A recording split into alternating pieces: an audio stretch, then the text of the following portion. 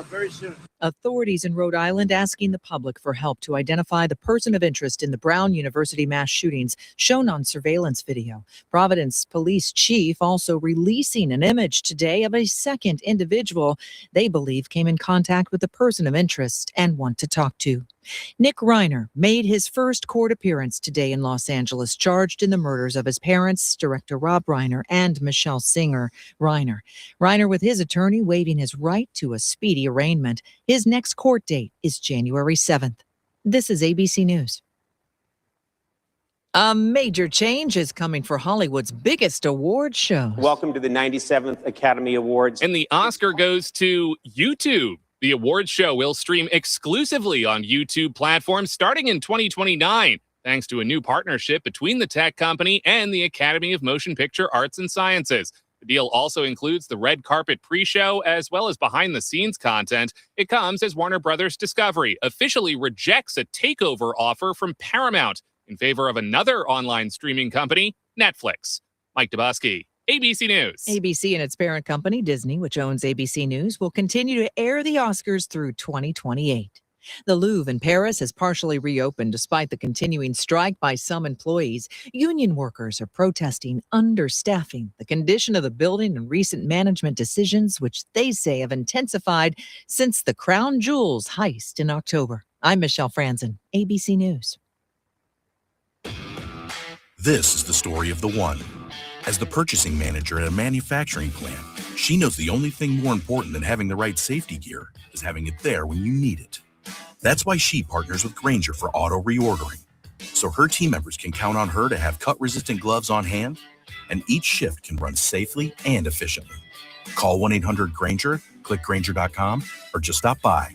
Grainger, for the ones who get it done.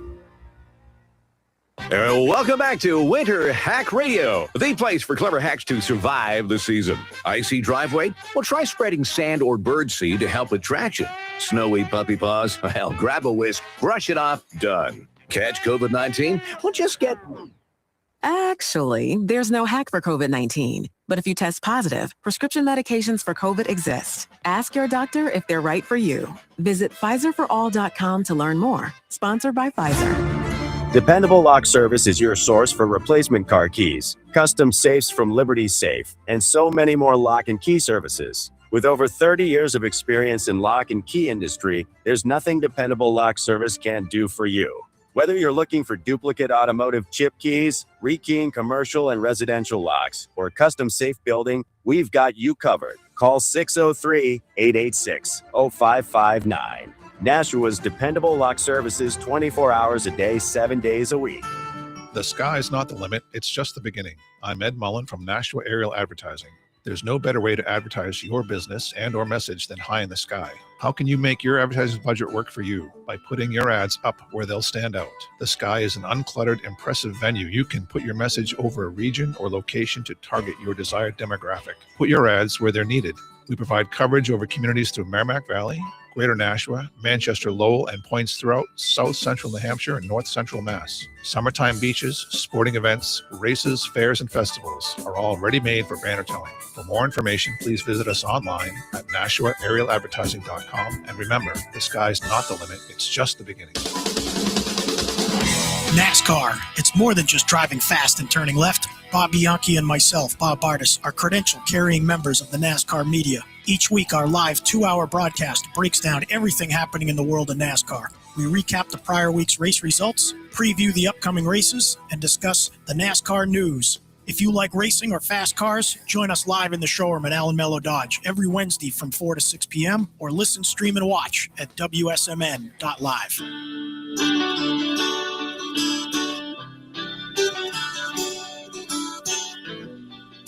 Hello. As the holidays approach, we at the Nashua Community Music School want to give thanks to our friends and supporters. Together, we are dedicated to serving our community through music. As we approach this giving season, consider visiting our website, nashuacms.org, or following us on Facebook and Instagram at NashuaCMS to check out all of the amazing businesses and individuals who support us. Want to reach out and see how we can make innovative music accessible to everyone? Give us a call at 603-881-7030 to see how you can help put the community in the Nashua Community Music School. The The views and opinions of the following show do not reflect those of WSMN, its owners, and/or associates.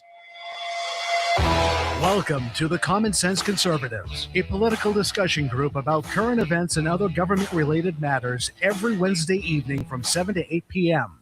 Right here on WSMN 1590 AM, WSMN 95.3 FM, and streaming live on wsmn.live. Making sense of the inverted reality we are subject to every day, the Common Sense Conservatives are here to help bring you back to reality. Now, your hosts, Chris Wyatt, Todd McKinley, and John Gorton. Hello, everyone, and welcome to the Common Sense Conservatives. Things are starting to warm up here in Nashua, New Hampshire. Got up to 41 degrees today. Kind of enjoying that. A little bit of melt off. Todd, how's it been going down there in Tennessee? Oh, not too bad. We've had one night where it got down to single digits, so I'm bundled up right now, just enjoying the evening. Waiting to see what the president's going to say in his Oval Office address here in a minute. Oh yeah. Oh, you got it on, watching that, doing the show at the same time. No, it's no earbud your ear like you were the Secret Service. No, I'll wait till after. But I'm wondering what he is going to say tonight. We'll see. A lot to address, I imagine.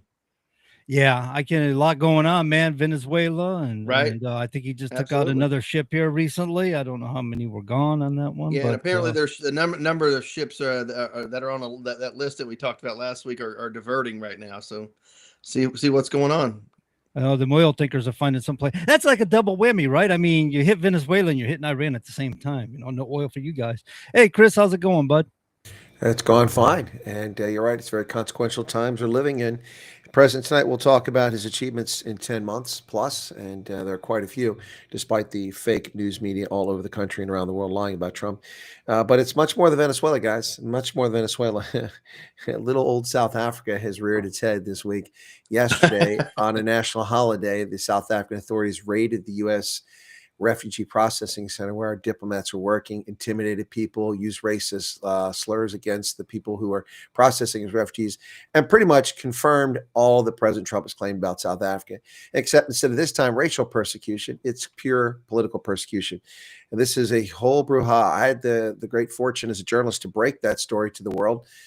For my troubles, I was called all sorts of vile, repulsive names and slandered and lied about, only for The Hill, a leftist website, 7 hours later to tell the same story that I told, and for CNN 9 hours after I reported to report it, and then for the New York Times to report it, and for the Daily Caller.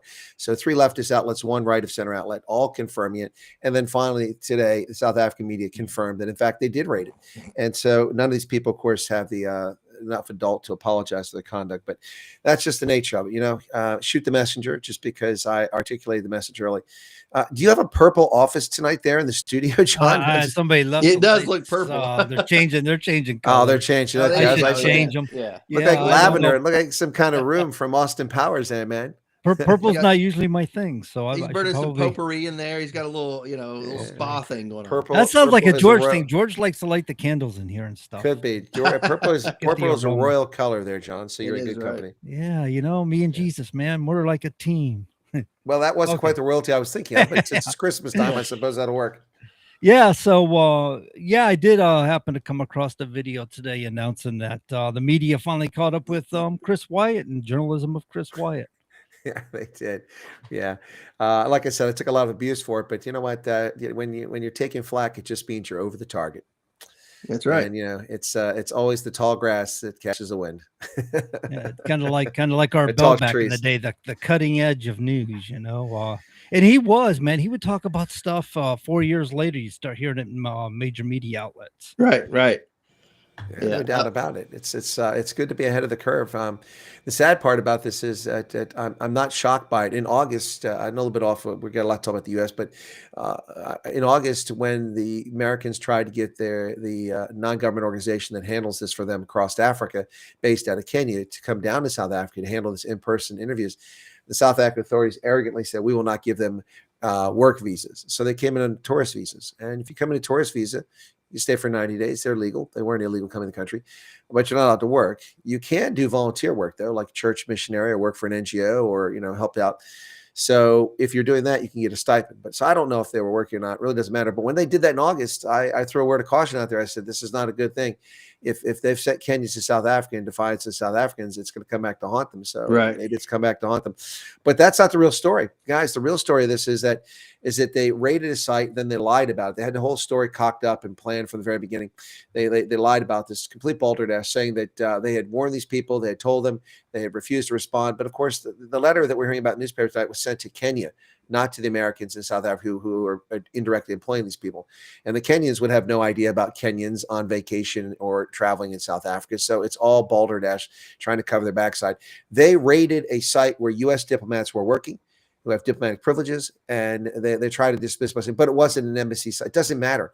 You know, when you get in your car as a diplomat, you have diplomatic immunity. When you get to your home in a private neighborhood, you have diplomatic immunity. They don't have the right to inspect your person, their papers, or go through your things. And they do not have the right to intimidate you.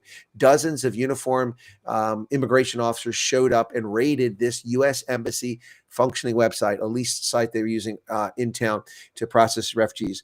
And then they lied and said nobody was detained, nobody's harassed, nobody's intimidated. I have dozens of witnesses who were there. Some of them will be here in the States tomorrow night because they flew out tonight, so they're safely in the air. As long as the plane doesn't turn back for mechanical reasons, they'll be here tomorrow, and hopefully in a few days I'll have them on the program to discuss how they were intimidated, the racial slurs thrown at them by these scumbags. And in addition to that, they say that no official was detained, no one was harassed. But that's not true, because we have witnesses that say that they're in there filming things. They were looking for the Americans, trying to confiscate their laptops, but the Americans evacuated the site and got out of there. And they also had to get the people who were supposed to go to the airport that night out of the building as well and get them to a safe harbor or safe haven, so they would be okay.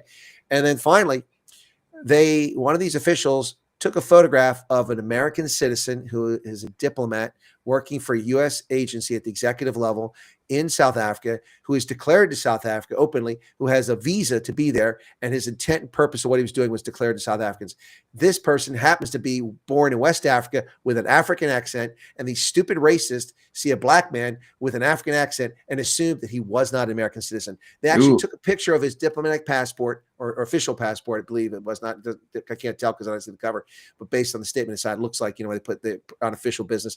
It looks like it's official. Looks like it's a red passport. But whatever the case is, he was there with a country clearance and approval to be there. And they took his passport and they gave it to black supremacist Twitter accounts, and they spread it all over the world. Millions of people have seen his birth date, his full name, his birthplace, his passport number. Perfect recipe for identity theft.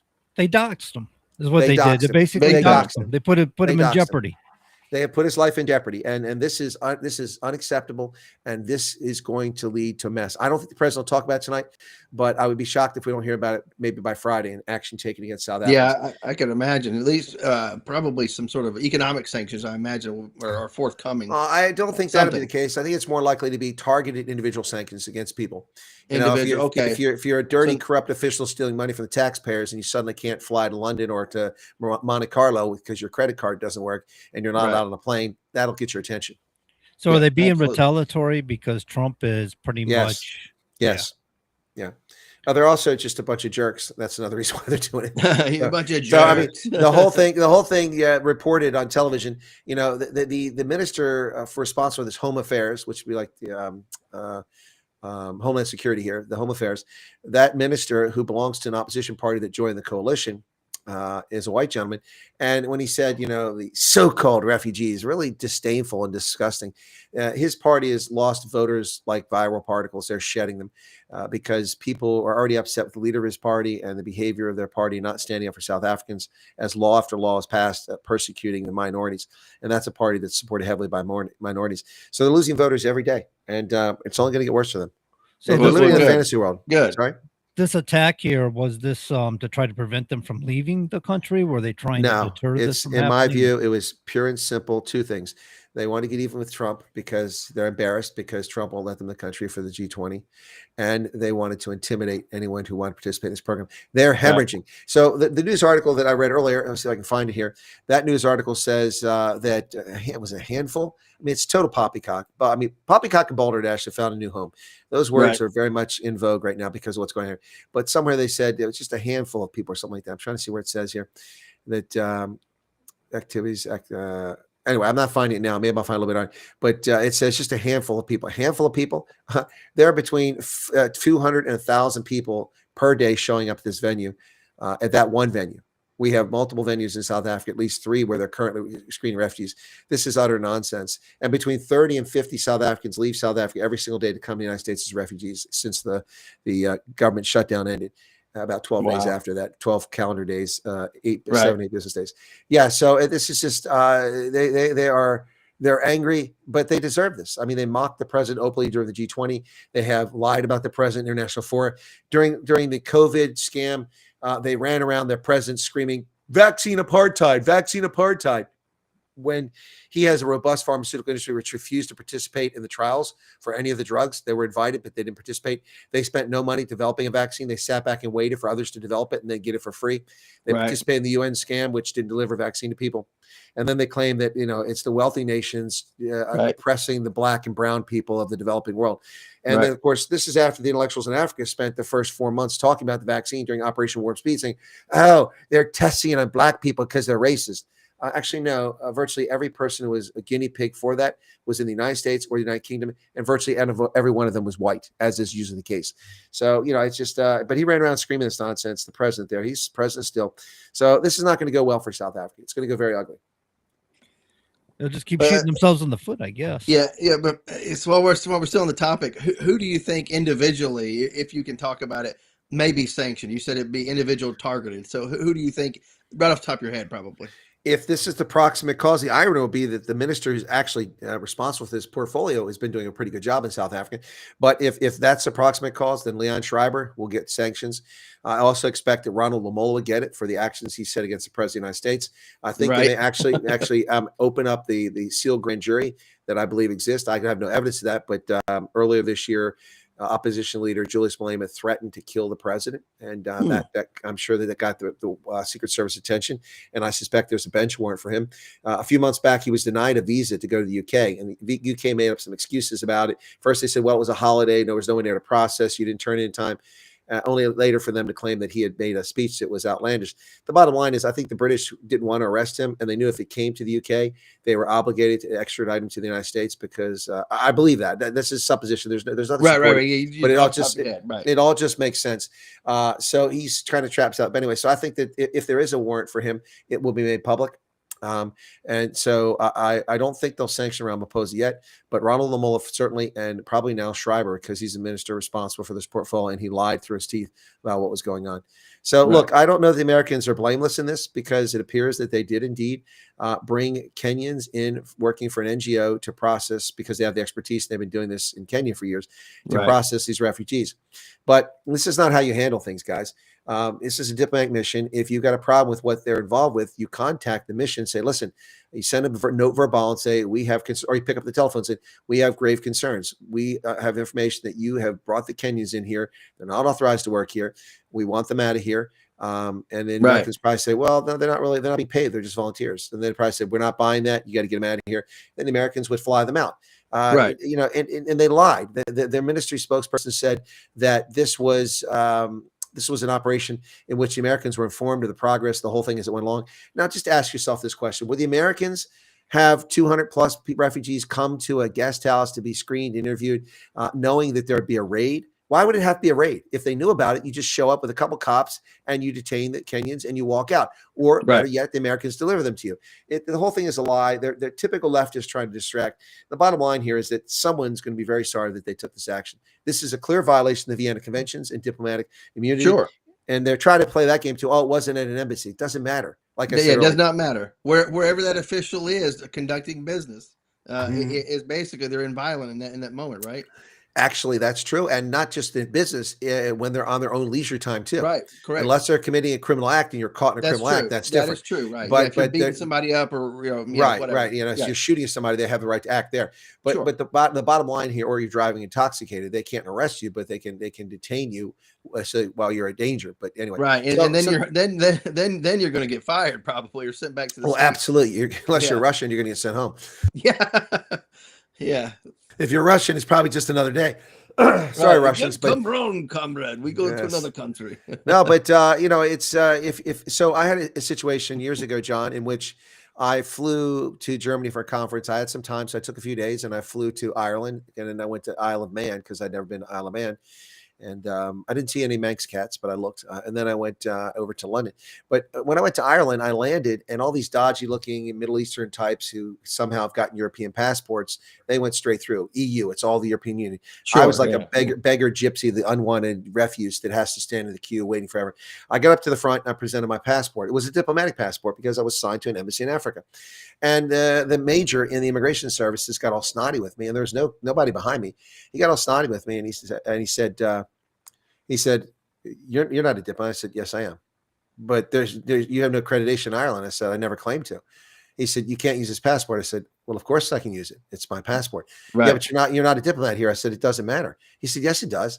You're not a diplomat here." I said, "I'm a diplomat, and I'm accredited in a country in Africa, and I am traveling on my holiday.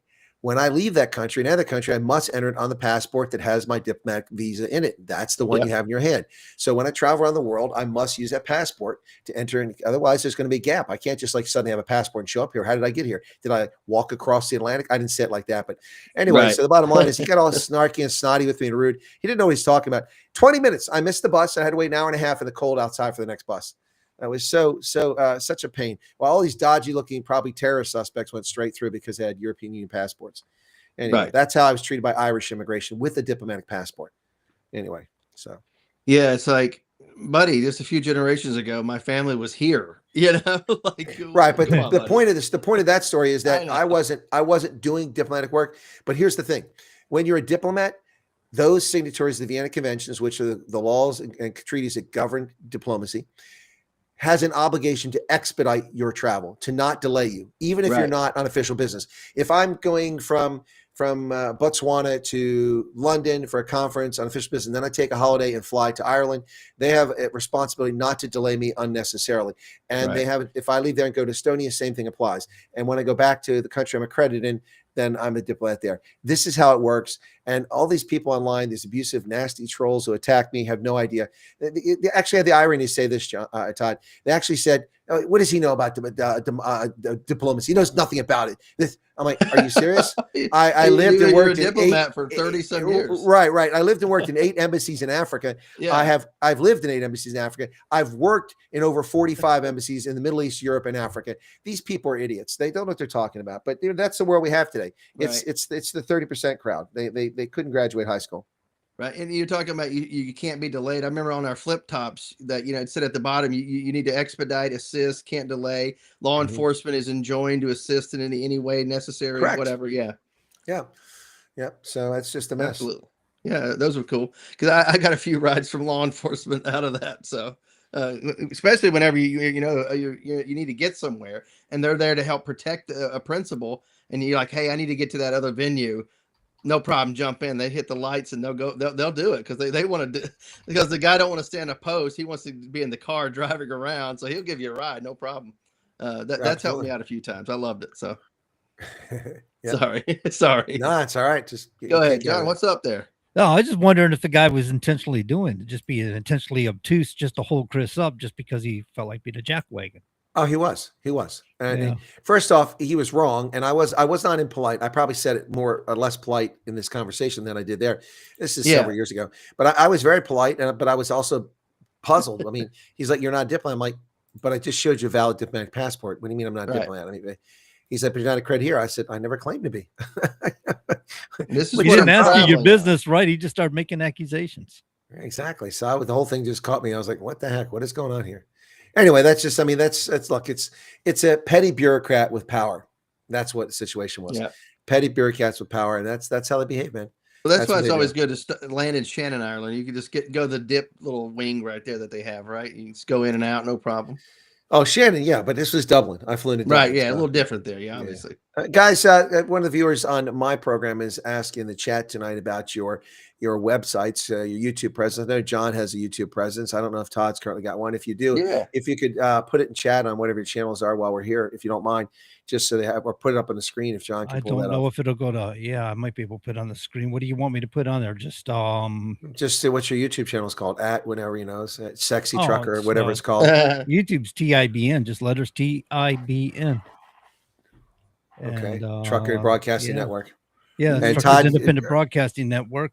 Todd created the Common Sense Conservatives Facebook page, and so we have that on Facebook. And we no, also I think what they're looking for, John, is they want to go listen to you guys on your own content, not our combined content. This is one of the viewers from my channel that's currently in the chat. So, cool. Yeah.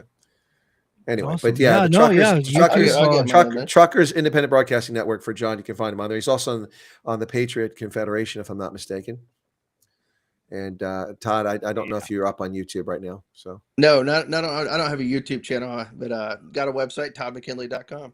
Yeah, that's right there below your signature. Or below your from title. there you can follow anything as far as social media right there. All right. So which of us is getting recalled to active duty to work on a carrier in the Caribbean first? Yeah, right. The Nimitz just came into port for the last time. Did you see that? Are they going to mothball it? Well, I think they're going to decommission it. It's going to go from Washington over to Norfolk soon. So, well, I mean, it's like the Nimitz. 65 years old or something, isn't it? It's the oldest. So it's out, going to be decommissioned. Wow. Well, that's unfortunate. But is it the Ford, the newest one?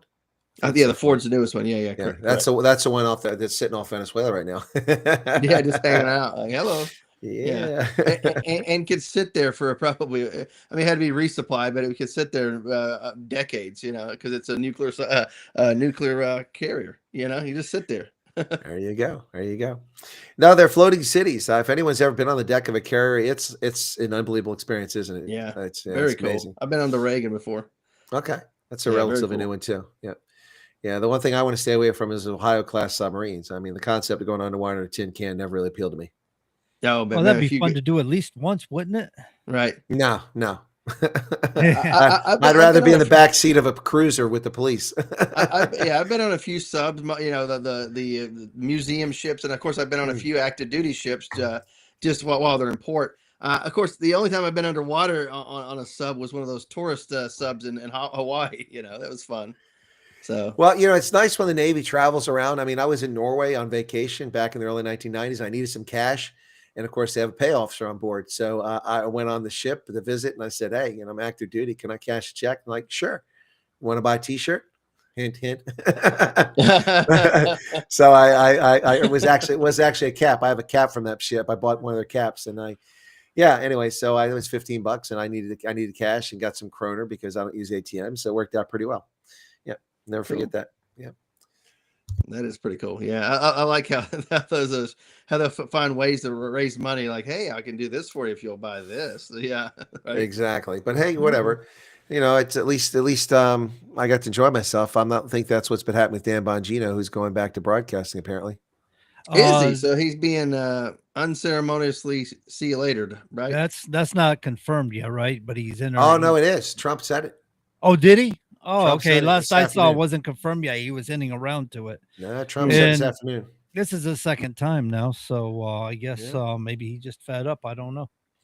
I suspect that's the case. I suspect he doesn't have the power that he thought he might have, or something he wants to go after. Look, I mean, some of this might be tied to this Epstein stuff too. For all we know, I don't know. People are all hard about that Epstein thing, so I don't know. Just know that Bongino's leaving in January. Interesting. Yeah. I wonder what's behind that. Yeah. Wonder what's. Yeah, what we're that's all never about. gonna know. Darn well he's gonna go back to broadcasting again, and he's going to keep his mouth shut about everything he knows in the Trump administration. I don't know about that, John. I mean, look at Susie Wiles running her mouth with 11 interviews with Vanity Fair. I mean, how dumb was that? What are you going to do? Give interviews to Vanity Fair? That doesn't make any sense. Right. And she probably was speaking, thinking she was off the record, just having a good chit chat with them. Like, that's all good, Susie, no problem. Boom, in the article. Gotcha. I had a friend that he wrote for the newspaper, and he said, you have to specify. When you speak off the record, you have to specify. If you don't specify anything you say, it's fair game. Right. Absolutely. Yeah. I'll relay a personal story. A couple months ago, school board meeting. I was out in the park, and I had to go to my car.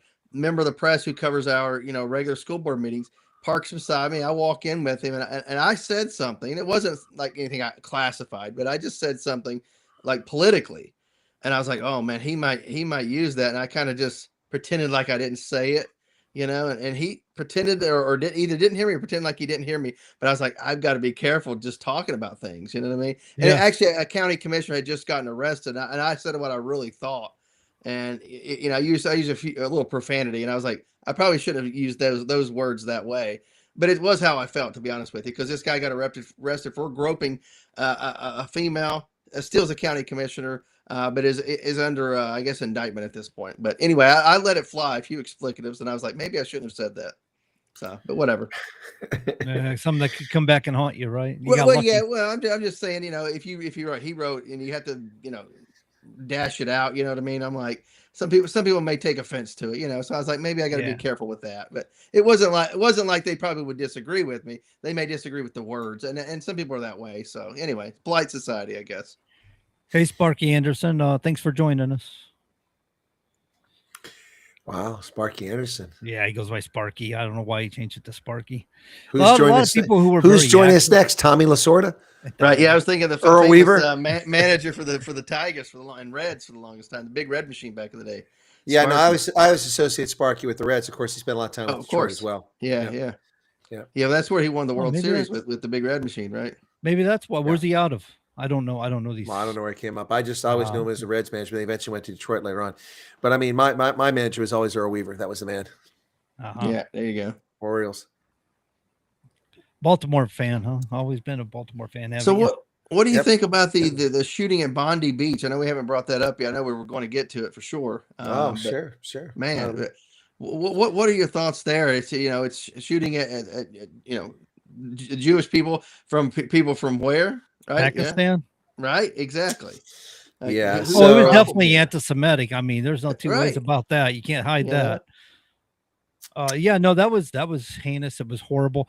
They talk about other gun laws or gun control laws in Australia, and people do own guns in Australia, and that's why you see him using a bolt action. But that guy was well trained. He was training for this. He was not just he didn't just pick up a rifle and start shooting it.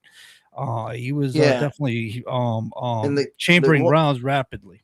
The one guy who disarmed that guy, he didn't really know how to use a rifle, so that's why he probably couldn't shoot the other person, once he disarmed him. Was it I thought that was stupid. I mean, you made a good point. I didn't think about that. He looked like he had control of the rifle. He looked like he knew how to handle it. Right. And all of a sudden he let the guy just wander off and leaned it against the tree. There's guys, I'm like, what? There's a reason for that. Okay. And this is something I analyzed in my video. I didn't spend a lot of time on Bondi Beach, but I did do a video about the police response, the Keystone Cop response to Bondi Beach, and also did an interview with a Jewish South African about this whole thing, about the globalization, the intifada, which appeared on my channel today. That was from yesterday. We did the interview.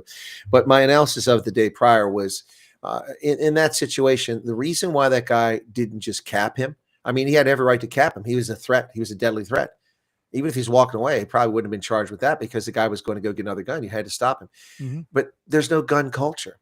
They are wusses. They've been disarmed. Most Australians can't have. This guy, bare hands, no armaments, come up behind him and disarmed him with a weapon. Well, so he had the courage to do it. It turns out he was apparently in the secret police or a police officer when he lived abroad. The guy who's the hero, but there's no gun culture in Australia, and he probably didn't know what to do. Here's the thing: did you see the response of the cops? And that's where I'm going to get. But first off, the only video I watched initially was a video from an Overwatch position, which I would call an Overwatch position. Right, looking down on that bridge, you can see both of them on the bridge. Not like the cops who came at it, and they're shooting into concrete while they duck below it. This was this place where anybody could have sat up there and taken shots and hit these guys just by spraying the spot.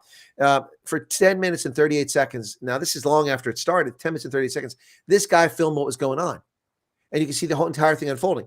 And he would zoom around occasionally. You could see cops, female cops especially, cowering behind vehicles, not returning fire, not moving and communicating, not doing, one person like suppressive fire, the next person dancing. Right, nothing. yeah. Overwatch and all that. Who trains these police? Where was special weapons and tactics? Where was the response team? Where was the flying squad? I like to call it. Right.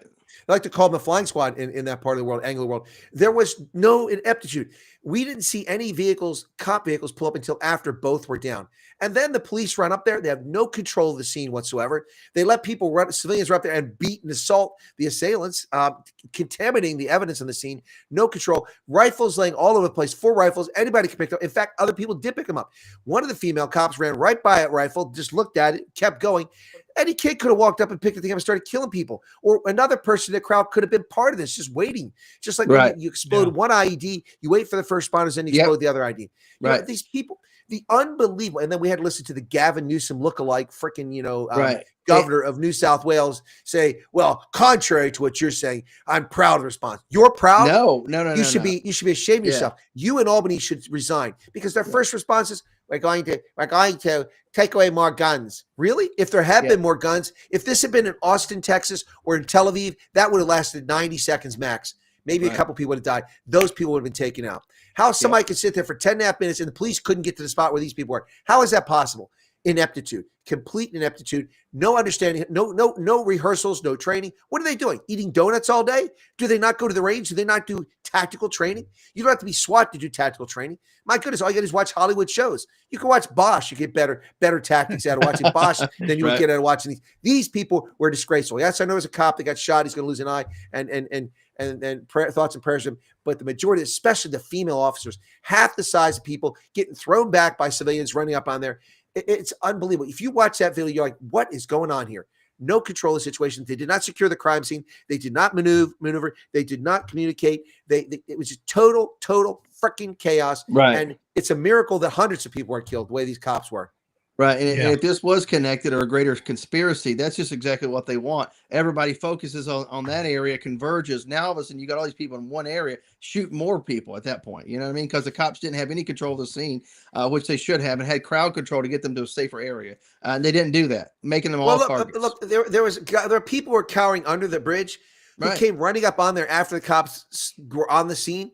There's a rifling there. What's to say one of them didn't have a family member that was murdered and pick up that gun and start spraying people, wind up hitting other people, bouncing bullets off the pavement? You know, if this is what Australia thinks policing is, I have grave concerns for the 2027 World Cup in rugby, which is being played in Australia. If this is their response, that every single person going to the World Cup in 2027 is now a target because these idiots have shown just how vulnerable, disarmed, and how demonically possessed these leftists are at disarming South Africans and letting you be victims. There aren't enough of us that can die to satisfy their political glory. Right. That's true. Rodney just pointed out there was a woman and her father. That's true. A woman and somebody else disarmed the father, but did the same thing. Let him go, and he come back and killed both of them. Yep. That's absolutely right. That is a culture of no guns. This is what happens. People are afraid of guns. They don't know how to handle them, know what to do. I mean, what did you think was going to happen if you dropped the gun? You think, okay, he's just going to let you go? Stupid people. No. Yeah, he leaned I see him lean a gun against the tree. I'm like, what are you doing? I mean, you leaned it against the tree and walked away from it. If anything, take it inside a business and put it, lock it away in a room or something. I don't know, or throw it in your trunk. Bust the man right behind the kneecap with it, man. Right, shoot him right behind the kneecap. Trust me, he's not walking. He'll be too busy screaming in pain. If you're not going to do that, at least don't let him have the gun back. You know?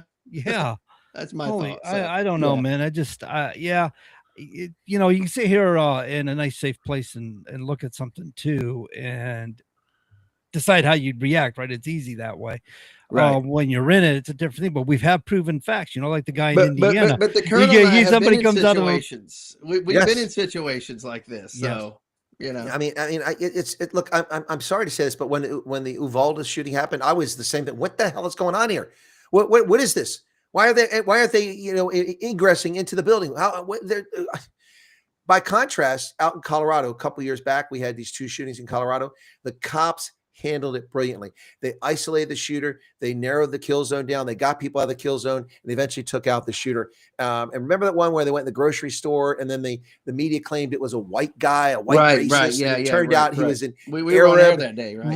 That's right, an Arab Muslim who immigrated to the country. His brother's adapted fine. He's been here for like 15 years, couldn't adapt. He is a malcontent, and he went and killed all these people in a supermarket, including an off-duty cop. And that situation was handled brilliantly by the cops, who were on the scene within minutes, within seconds. I think it was like 90 seconds, or I could be wrong, that they responded. They isolated, they got in there, they took him out. And then when they arrested the guy, the media, oh, a right-wing racist killer who killed black people of color. I don't think any people of color were killed. They're all white. It's just typical media. But I remember that story. And there was a previous shooting that occurred. It wasn't Uvalde, but it was one of those towns in Colorado. I covered that as well. And the cops handled it very well. They were prepared for this sort of thing. How can anybody not be prepared for this? Well, because Australia doesn't have a gun culture. But you know what? Guns don't matter. Rob Reiner and his wife were just killed, not with guns, but with knives. Yeah. Sad situation there for sure. Did you see Trump's response to that though?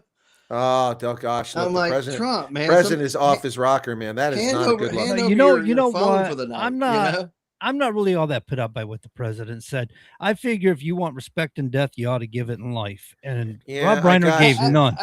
He didn't. I got you, agree but with the that. president's best approach would have said nothing. But it would have been tactful if he'd have just been pleasant about it and not say it the way he said it. But yeah, but like you can make mention, hey, he didn't really like me in life, but hey, God bless him, rest in peace, and that's it. Move on.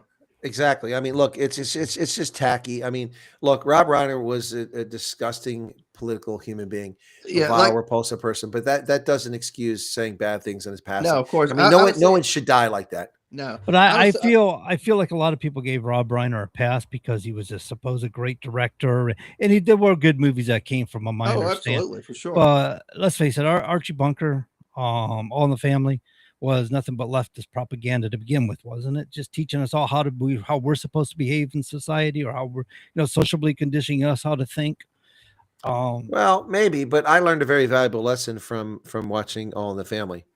And that is that there's a difference between racism and bigotry. Right. And I don't know if that was what his intent was in running that show. He did so many shows over the years. But what I learned from that show was the difference. And what I found is that because over time, Archie Bunker changed. He was a bigot. He wasn't a racist. He was a bigot. And over time, he changed. And the one episode that really, really turned the tables on Archie Bunker is when he was in the hospital and needed a transfusion, and a donor was black. And then George Jefferson came in and asked him about the blood. And he's like, what? And then he realized there's no difference. So, I mean, whatever Norman Lear's intent was, who was also Jewish, but not that that's relevant, but whatever Norman Lear's intent was, as a young man, I learned that distinction of my own volition watching that show. And to me, it was invaluable. I mean, look, Archie was a bigot against everybody. He didn't like women. His wife was a dingbat.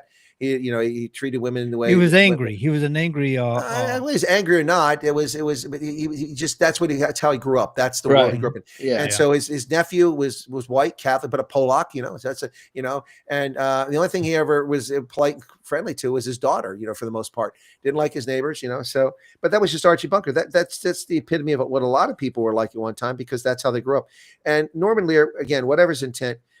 That was a very valuable lesson for me. I could make the distinction between a bigot and a racist, which is a very important distinction to make, because in today's world, if you don't agree with someone, they're a racist. Oh, please. Thank you so much. That's you're not Nazi, you're a xenophobe, homophobe, you're all the things, right? I got to admit, that was a funny episode when Archie got confused about his race after the blood transfusion, and he approached a bunch of black guys and was defending them. He goes, hey, listen, we brothers got to stick together, right? Exactly. I love exactly. It's hilarious. We gotta stick together. But I have to say, I liked Carol O'Connor in a couple of his war films, and I liked him better as Archie Bunker than I did in The Heat of the Night. That didn't do anything for me. Yeah, he was a good actor, man. Yeah, he was a good actor, but in Heat of the Night never did anything for me. It's kind of like watching. I never liked Matlock. Andy Griffith's Matlock just didn't do it for me. But of course, famously, Heat of the Night with Sidney Poitier, and they call me Mr. Tibbs. Mr. Tibbs. Yeah, I love that. That the movie was really good. I tell you that the movie was. Oh, good. Guys, did you see? Buck Rogers died. Did he? Oh, now Gil Gerard, 82 years of age. Yeah. Oh, wow. Geez. Okay. Buck Rogers is out of this world. Buck Rogers of the 21st century or 24th century. Yeah. It was. With that was a crush on me, man. Erin Gray. I was a little kid. I was in love.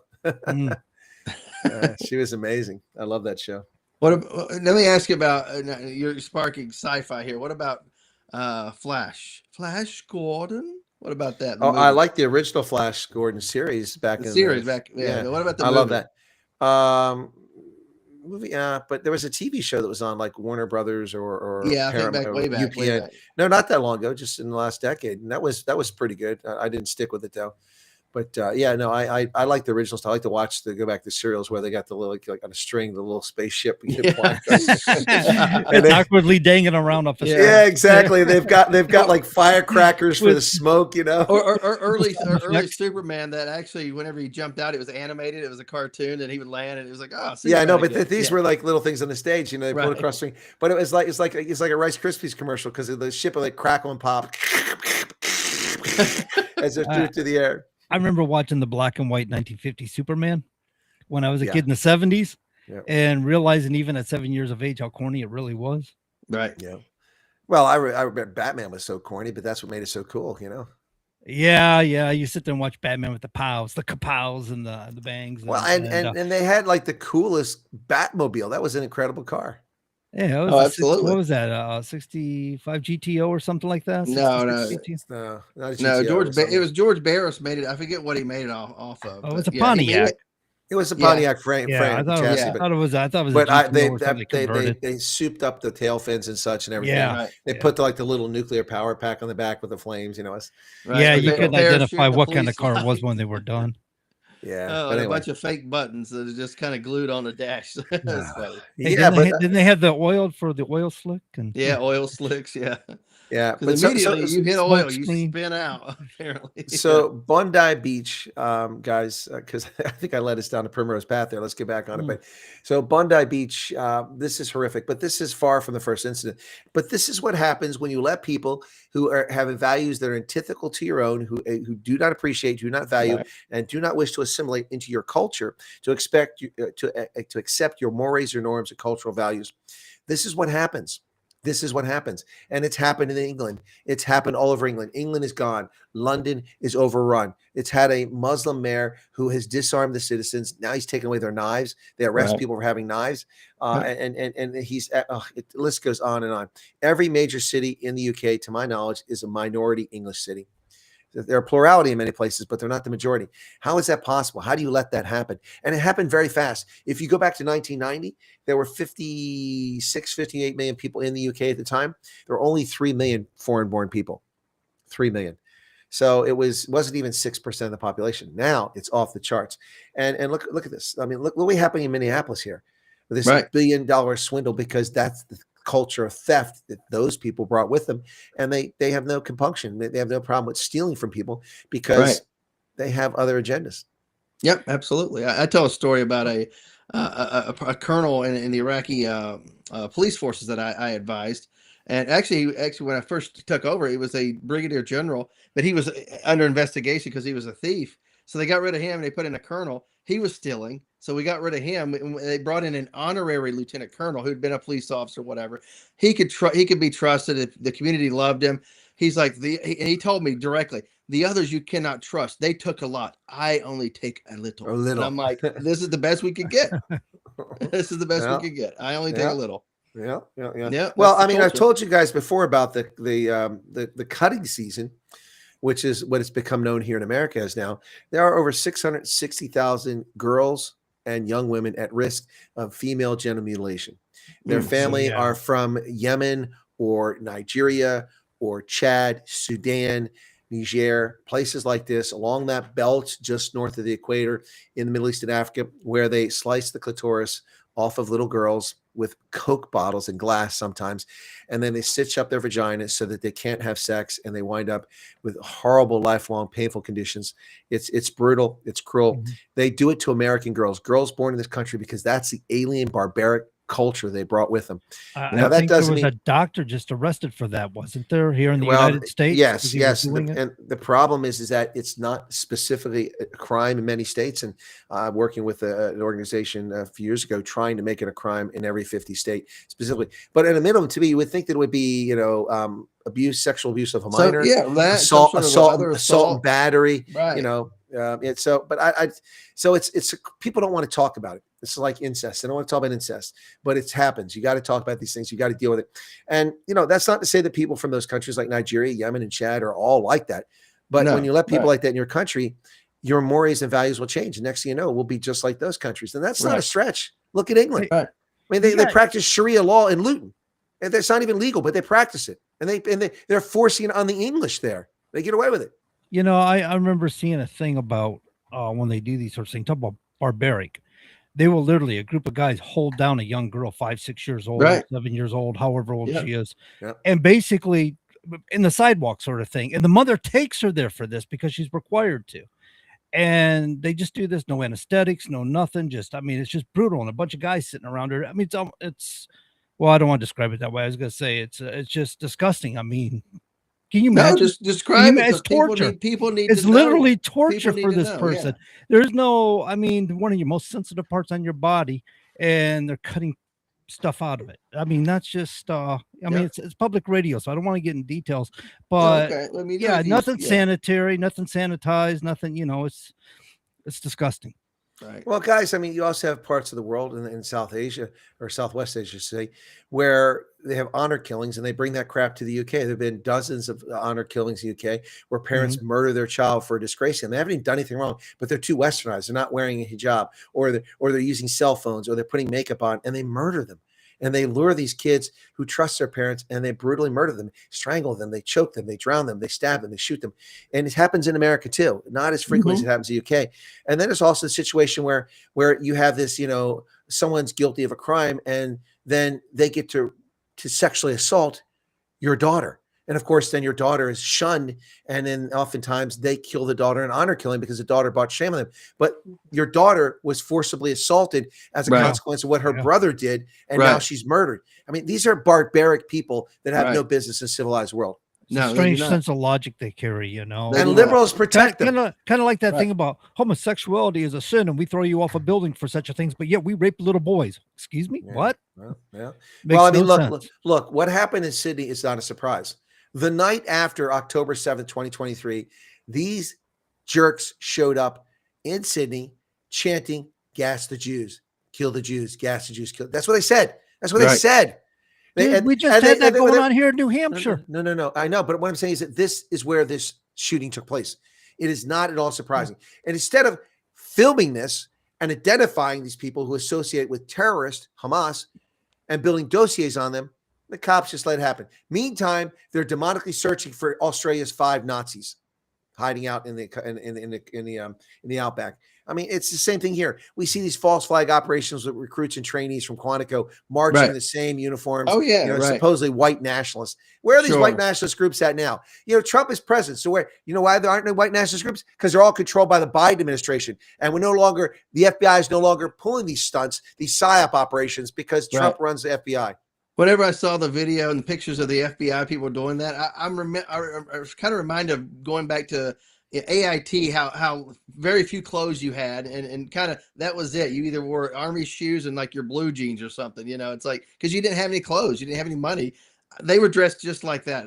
It reminded me of that, you know. So the neo-Nazis in Hoyerswerda in the late 1980s, early 1990s that were killing immigrants there in Eastern Germany, neo-Nazis kill people. They came out and proudly showed their face and waved their flags, even though it was against the law in Germany. Yet these guys all wore masks. They were wearing slacks, wearing this marching in formation. When the police stopped them, they promptly sat down to obey the law like good cadets would do, but not like Nazis would do. Nazis wouldn't sit down. They would have started fighting back. And here's the thing.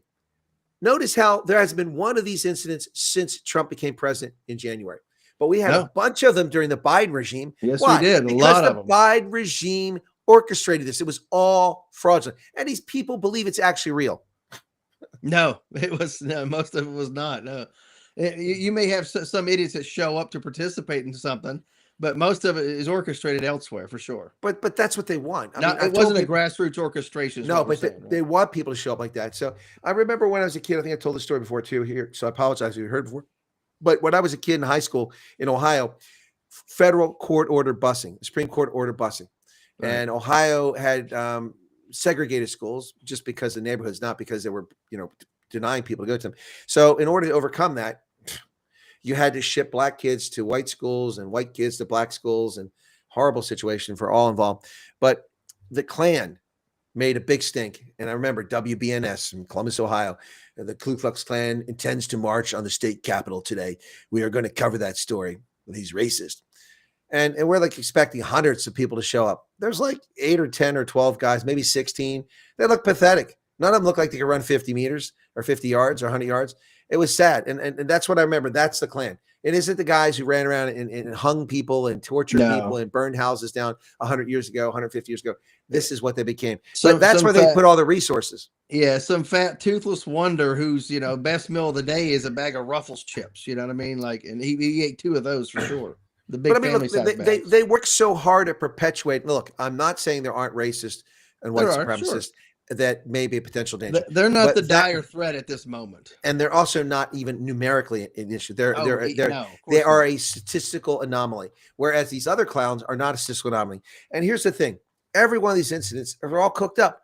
These white nationalists we talk about. What about the Jussie Smollett? Remember that?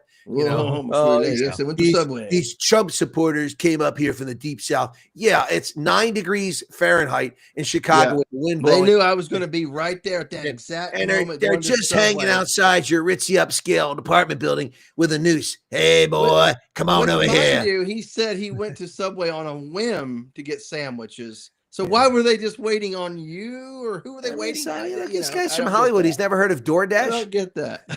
Right. I don't get that. You ever heard of Uber Eats? Come on, man. It's not believable.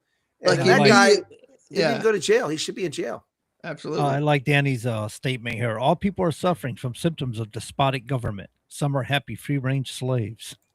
Free-range slaves. Well, the Australians are free-range slaves. Their lambs led to the slaughter. Tell me, Clarice. Do you hear them? Can you hear the silence of the lambs? That's who the Australians are, man. Excuse me, Dr. Lecter. I'm Clarice Starling with the FBI. Yeah. Clarice Starling. That's pretty good. Yeah. She looks like she's got some kind of Bell's palsy going on there. Yeah, a little palsy. Yeah. I call that a sideways talk. No, people who are trying to change an accent, they do a little. Looks like Bell's palsy to me, or somebody trying to do an Elvis impersonation. Sideways talker. Yeah. What a creepy movie that was. It was it not, man? But that got worse as they went on, didn't it? Right. Yeah, well, the movies got worse, like the one where he's eating the guy's brain, he's alive. Yeah. I was thinking about that the other day. I'm like, oh my god, Ray Liotta, Ray Liotta, who has also passed away. Good Lord, all these people passed away. Yeah, but speaking of Jodie Foster, I think her best movie, in my view, wasn't Taxi Driver. It was Contact. I think she was brilliant in that movie. Anyway, I did not watch it was a good movie. Yeah, Contact is brilliant. You got to watch it, man. It's excellent. Yep. Anyway, So it's this culture in Australia of not owning firearms and not knowing how to respond. It just shows. I mean, so here's my question: what would the Australian police do? What would the police do in Sydney, or the Australian federal police do, if someone did what the Japanese terrorists did and put like sarin on public transport? They wouldn't know what to do. No, they obviously don't have a response. All they must do is sit around and give traffic tickets and walk on the beach and eat donuts. Somebody said that earlier. They don't have time for police work. They're too busy writing tickets. There you go. Well, I will say, the police in New South Wales were good at and very instrumental in getting us around, like you said, through traffic during motorcading there through Sydney.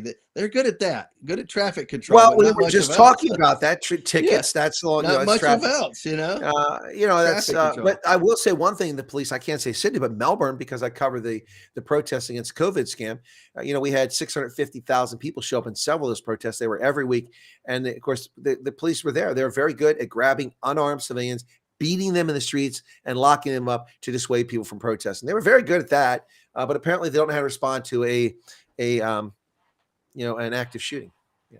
Right, where their citizens are being destroyed, decimated from a hide site. Yeah, just cut down at a site that was easily accessible from the side. It just, guys, I'm still shaking my head about this. There was no need for this loss of life if this country hadn't disarmed and wussified his country. These politicians, right? Yeah, well, we're coming up to the top of the hour break here. Got about 16 seconds before the music starts kicking in. We didn't talk about complacency, man. Are we getting to the point maybe we're complacent? We're complacent. Well, when we get to the point that when it happens in the United States, that we don't feel anything anymore. So we just have Brown shooting, and we're not even talking about that yet. But ladies and gentlemen, we're at the top of the hour break, and we'll be back here in about 5 more minutes. So enjoy the news and don't go anywhere. And catch you later. I'll catch you in a minute.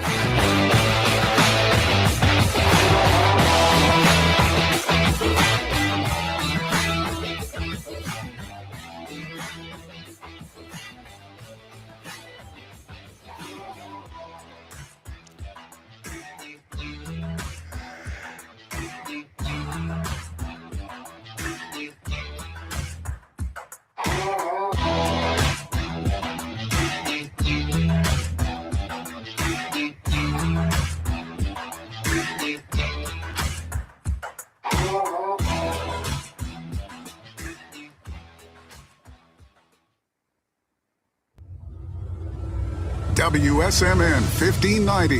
WSMN 95.3 FM Nashua. Listen, watch, and stream at wsmn.live. ABC News, I'm Dave Packer. House Republicans passed their health care package this evening that does not extend Affordable Care Act subsidy, set to expire in 2 weeks. The bill expected to die in the Senate, but 4 Republicans joined Democrats in a maneuver to do an end run around Republican House leadership to bring a vote on subsidies to the floor next month. Providence police hoping the public can help with a person of interest seen on home surveillance cameras as they investigate the deadly weekend shooting at Brown University. Chief Colonel Oscar Perez says they are close enough that we feel that we need to speak with them. A suspect still at large. Nick Reiner making his first court appearance today, charged with the murder of his parents, Hollywood director Rob Reiner and Michelle Singer. Reiner did not enter a plea. President Trump set to address the nation tonight. The president expected to talk about his administration's accomplishments during his first 11 months in office, while revealing his plans for next year and for the rest of his term in the White House. This is ABC News. Electricity demand is skyrocketing, and lawmakers want to know why. Senate Democrats are now demanding answers from tech companies about whether the growing number of data centers needed to fuel the artificial intelligence boom are driving up Americans' electric bills. They claim utility bills have skyrocketed as much as 267% in the last 5 years in areas where there's significant data center activity. In letters sent to Google, Amazon, and Meta, among others, the senators accuse the companies of using hard-nosed tactics to secure cheap rates, while utilities spend billions upgrading the grid to meet the unprecedented energy demands of AI. ABC's Nicole D'Antonio. FIFA says the winner of the 2026 World Cup will get $50 million from a $655 million prize pool. That's up from $42 million won by Argentina in 2022. Workers at the Louvre Museum have voted to extend a strike that started this week over issues including chronic understaffing, building deterioration, and recent management decisions. Dave Packer, ABC News. CVS Health supports people in the moments that matter, from picking up a prescription to connecting care. With nearly 5 million daily interactions and serving 185 million consumers and 1.5 million healthcare professionals, CVS Health holds a trusted place in healthcare. By simplifying care and improving health, we're helping people get the care they need. Learn more at cvshealth.com/investor day. Welcome back to Winter Hack Radio, the place for clever hacks to survive the season. Icy driveway? Well, try spreading sand or bird seed to help with traction. Snowy puppy paws? Well, grab a whisk, brush it off, done. Catch COVID-19? Well, just get... Actually, there's no hack for COVID-19. But if you test positive, prescription medications for COVID exist. Ask your doctor if they're right for you. Visit PfizerForAll.com to learn more. Sponsored by Pfizer. Ladies and gentlemen, the Beatles. The only thing we have to say is one small step for man. And the Boston Red Sox are... This is WSMN's Life for Today for December 17th. Happening on this day in 1903, the Wright brothers make the first sustained motorized aircraft flight. And in 1989, The Simpsons premieres. Born on this day in 1936, Pope Francis. In 1946, Eugene Levy. Dying on this day in 2008, football great Sammy Baugh at 94. And in 2018, actress-director Peggy Marshall. She was 75. And finally, on this day, we continue our tribute to holiday classics. From 1963, the Beach Boys, Little Saint Nick. And that's WSMN's Life for Today for December 17th. I'm Phil King.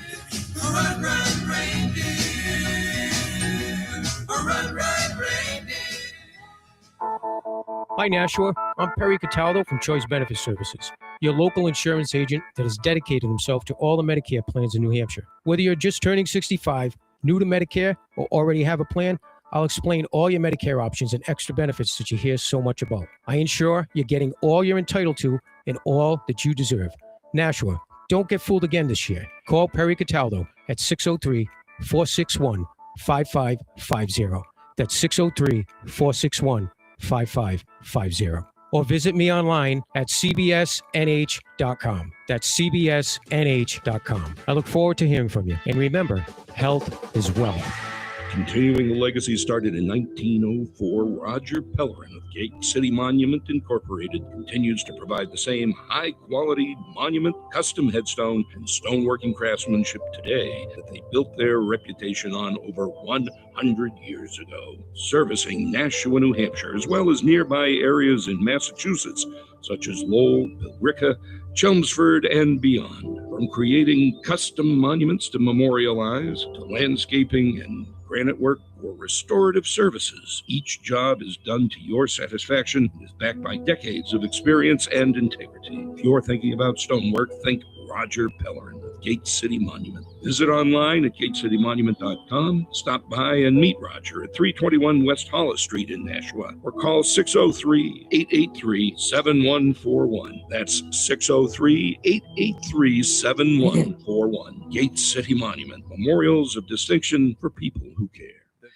All right, ladies and gentlemen, if you're just now tuning in, you're listening to the Common Sense Conservatives right here at WSMN. When we were cutting out the break, I used the word complacent, but what I really meant to say was desensitized. Are we desensitized in the United States of America with all the shootings we've had in the past? I mean, there's so many, we don't even hear about half of them anymore. Have we become desensitized to it now? Well, I'm not desensitized to it. I don't think Todd is. I mean, we grew up Yeah. in a profession that deals with violence frequently. So I don't think either one of us are desensitized to it, but maybe society is, if that's your question. But the problem with society is it moves on. You know, everything is a 5-minute attention span, and they move on to the next thing. How many people are up in arms about the Pittsburgh synagogue slayings a couple years ago? Yeah. Let me jump in real quick. The colonel said, you know, we've been in a business where violence is normal or whatever. We've seen probably people with legs blown off, people shot, whatever the case may be. But people in America, by and large, only see it on TV. So whenever it happens, it's usually like, oh, it's just that, and it's moving on. They've never really seen it up close and personal, so they don't really have the effect of when it happens. We're like, holy cow, this probably happened. This, you know, this a person probably saw this, and we kind of understand what the person went through and that was actually there. It suffered, whereas most Americans never see it. So they're like, oh, thoughts and prayers, and it's move on to the next thing, whatever's next in life. Maybe that's the way. That is true. I mean, seeing it live and in person has got to be a lot different than seeing it. TV is like a buffer, right? It's like watching a movie or something. Well, and I agree with Todd. I mean, you know, when you're there and you're like, okay, let's go, Mike. Mike's gone, man. Right. Oh, man, Exactly. that hits you. I mean, Right. you know, when you see it up close, you see what bullets, you see what explosives, you see what artillery does to human bodies and what it does to people, and that's the physical thing. You find violence to be abhorrent. It always amazed me that I run into civilians who are always like, "Oh, you're in the army because you like to kill people." What are you talking about? No, we want to protect people's lives. Exactly. That's we're trying to Save avoid life. it. You know, the best army in the world is the one that never has to fight. Deterrence. That's right. The Swiss army is incredible. They have an incredible deterrent. Nobody attacks them. Right. During the Second World War, the Germans and the Allies planes flew over Swiss airspace, pursuing the other guy, or damaged aircraft trying to find a place to land. The Swiss interned them as prisoners of war, Nazis and Allies alike. Yep. Yeah. I tell you, World War II, if I had to be a prisoner of war, I think I'd want to be in Switzerland. Right. Yeah. You get some good chocolate, some good food. You like That's right. I was a POW. You got a little pooch there, buddy. Yeah. Rough life. Yeah. Just saying. No, but I mean, it's real the Swiss soldiers. They didn't beat anybody either, did they? In Switzerland, right? They didn't beat it. Their prisoners, whatever. They treat them fairly well. Yeah, no. It was just for them a policing action. They were just protecting their sovereignty. And there you go. You know, it wasn't worth it for Hitler to go after Switzerland, because it would have been very bloody. And besides, I mean, Nazis hid a lot of their money in Swiss banks. Bankers, yeah, exactly. Yeah, I was going to say they probably don't. Their return is they hold everybody's cash. Well, not anymore. Switzerland's impact, because their secrecy laws were weakened over the past 30 years. People put lots of money in the Channel Islands in Austria and the Cayman Islands, places like that, other offshore locations. The Swiss bank account secrecy has really been weakened over the past 30 years. Yeah, I think they're required to report now, aren't they? Well, yeah, it's a lot easier for foreign countries to get access to information, go after tax dodgers and terrorists and things like that, than it ever was. So, I mean, a lot of what you thought was secret in Switzerland isn't really the case anymore. So the best reason for having money in Switzerland is its central location and its safety. I mean, Swiss always pay back people in those banks. I'm not aware of them not paying. So, yeah, but that's an old school thing. Swiss banks. Yeah. They do have a lot of Caymans. They do have a lot of tax safe harbor type places, right? Where you store artwork and things like that in Switzerland still, right? And near airports and things like that. Yeah, they also have a lot of underground vaults for lots of things. The government Right. has got continuity of operations. They go to underground vaults in the mountains. And then also many of the Air Force aircraft are actually stored inside of hangars inside the mountain. They dig them into the mountain. Aircraft are, they taxi in there or they're pushed back and they're pulled in there with a ground tow vehicle. I actually, the first time I went to Switzerland was 1984. It was in Labor Day weekend. We'd gone down to Munich, and from Munich we went to Innsbruck, Austria, and we drove across Western Austria through Vorarlberg. We went to Liechtenstein, and from Liechtenstein we went to Luzern, Switzerland. We were driving through Switzerland, and we're looking at, I saw a jet like being pulled out of the mountain. I'm like, what the heck? Because that's where they store them, so they can't be bombed, And so it's amazing. The Swiss have an incredible armed forces. They really are good at what they do. And, a few years ago, they tried this leftist nonsense. They tried to vote them out of existence. People are like, nope. There's a reason why we're independent. It's because no one will attack us. Yep. Nice. There you go. So now we've been seeing, you were talking about Intifada earlier. Intifada. Yeah, that's it. I don't use this word at all. But we've been seeing a lot of people getting swayed. Have you guys not noticed this? A lot of people are being swayed by Palestinians and stuff to support Palestine and actually going against Israel. Well, John, I've said it many, many times. Stupid people should wear signs. That way you wouldn't ask them questions. And that's not original. I got that from Bill Engvall. But seriously, wear a sign. Look, I mean, this is about as bright as gays for Gaza. Oh, yeah, let's see how well it goes to you. Once you fellas who are gay, make your way over to Gaza and see how you're treated. Yeah, prance down the street and see what happens. You'll be tossed off one of the buildings nearby. Exactly. Yeah. No, this is all part of the brainwashing. I mean, most of the people that get up and act this stupid way are young and middle-aged white women. That's the ones doing it. You're talking about the Karen age right there. Yeah.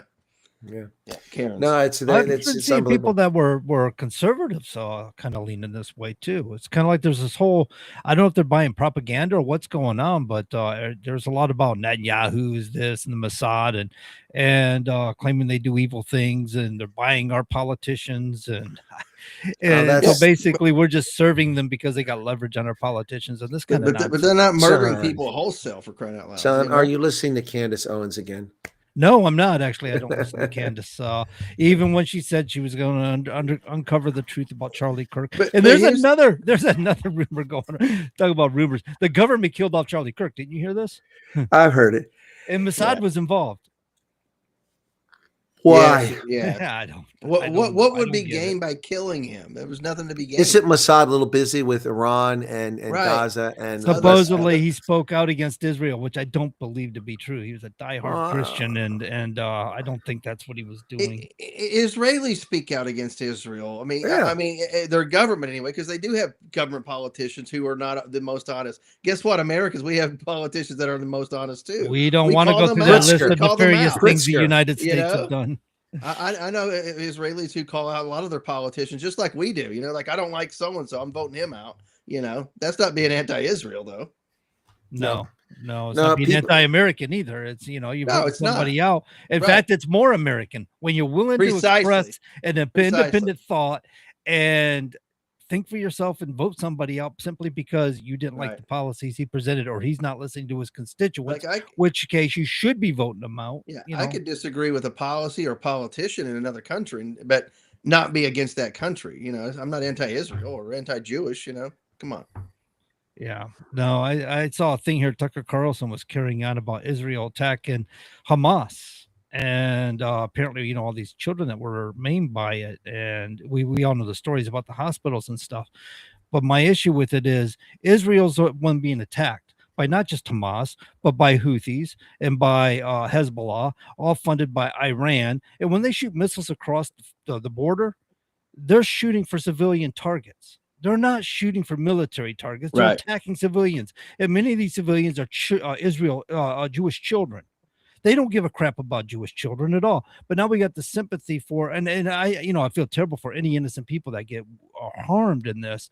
But there is an international law, to my understanding, that you're not supposed to attack civilian targets, and even in an act of war, unless those civilian targets are harboring enemy, your enemy. So in this case, Hamas holding up in hospitals and Israel bombing those hospitals. They got a legal right to do that because Hamas are using these civilians basically like shields because they're too cowardly. These guys are wimps. They're not gonna fight grown men in a battlefield. They're gonna go after women, children, and boys. You know, that's who they attack. They attack the weak and then turn around and say they're doing battle with Israel. And then when they get attacked, all of a sudden now you get these people soft soap and go, oh, this is terrible. Look what they're doing to these hospitals. It's like, to me, that's not Israel's responsibility. That's Hamas' responsibility because they put those targets in the way. They put them there. Well, and that's correct. The law of land warfare prohibits attacking cultural sites, sites of faith, or civilians. However, when those things are used for military purpose, it negates their role as a cultural site, a heritage site, a residential area, or a civilian population. So they become legitimate targets. And that's why they do this. The U.S. tries to avoid taking out things, whereas ISIS goes and destroys ancient Palmyra. You know, it's unbelievable. It's something that's 2 millennia old. No, it's but there's an obligation to do as little damage or do as harm as possible when you're fighting a conflict. You can't just go in trying to carpet bomb everything if it's unnecessary. If you've achieved your goal, now it's just being spiteful and it becomes a war crime. So there's a distinction there, one that soldiers are taught, and so that they Do you feel like Israel's crossed the line? No, not at all. Not at all. No, Israel was invaded. Now, this comes after years and years of them. So I remember when this all started, October 8th, Israel out of Gaza. Israel's not in Gaza. They have been in Gaza since 2005, 2006. They pulled out. There were elections, and eventually Hamas won election, and they've run it like a fiefdom ever since. Israel's not there. They've never been there for decades.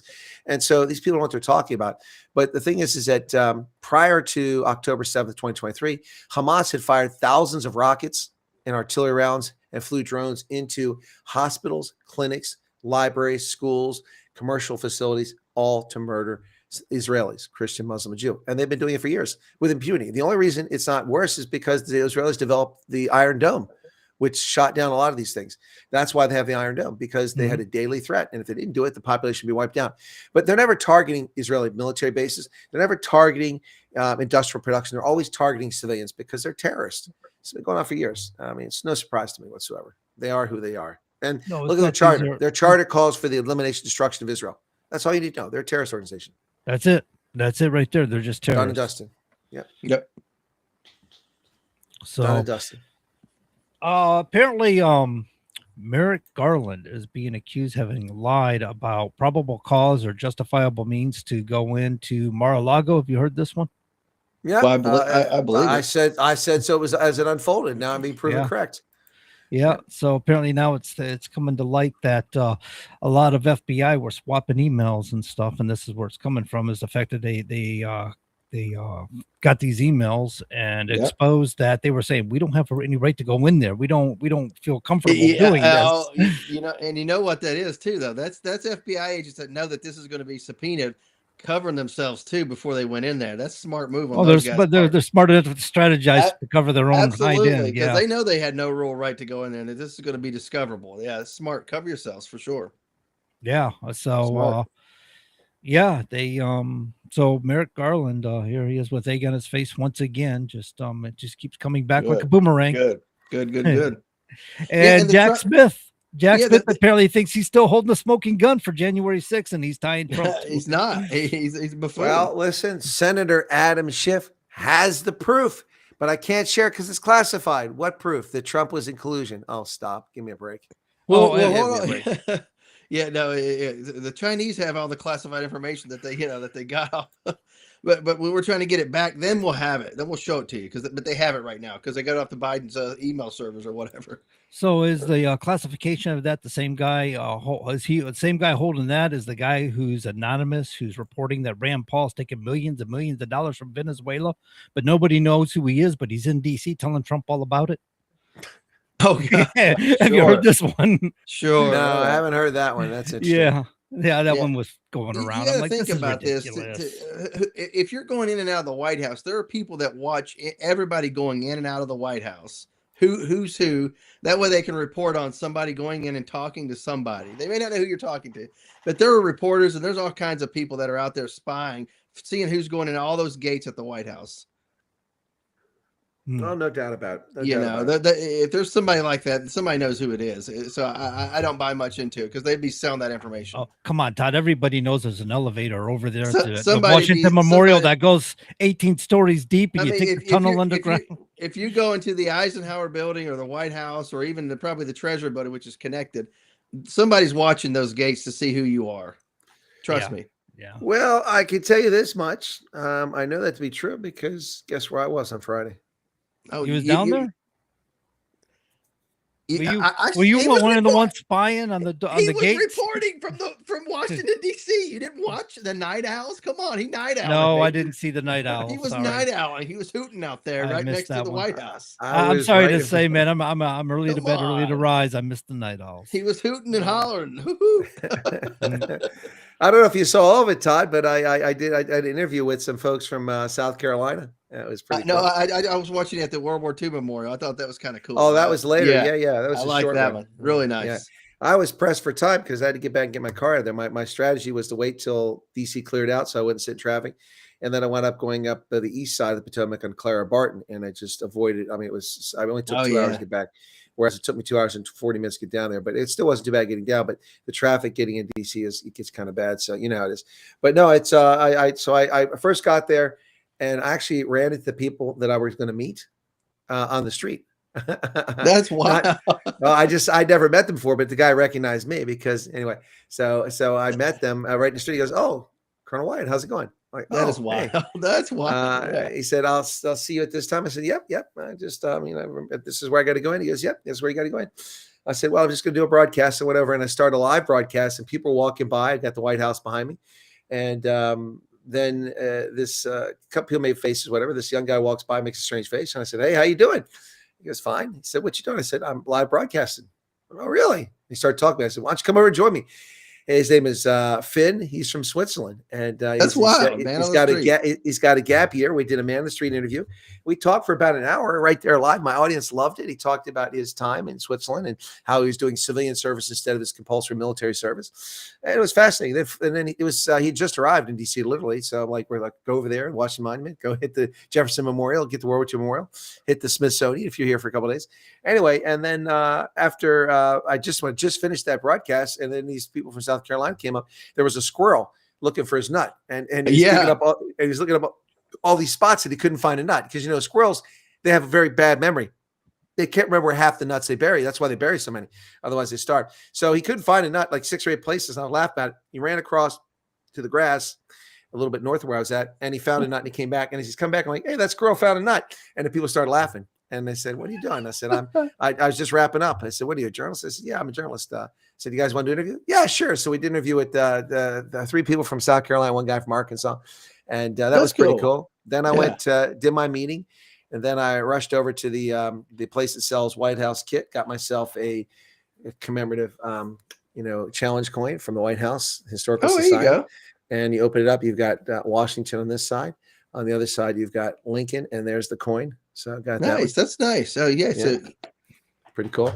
I got this bad boy. It's a little lapel pin, or put on your lapel. From the White House. Got a nice hat. Got a T-shirt. I bought that bust of George Washington back there on my shelf. You can't really see it very well. It's kind of dark, but during the daytime you see it much better. Yeah, spent some money there. Got the White House Christmas ornament from a few years that I didn't have them because I have a lot of them in stock there. Oh, and right. Yeah. Then I put that in my car. By the way, I found a place to park within spitting distance, the White House complex, for $14 for 6 hours for DC. Holy snakes! You stole something. I went online and I found the best option. And it was only about 100 meters further to walk.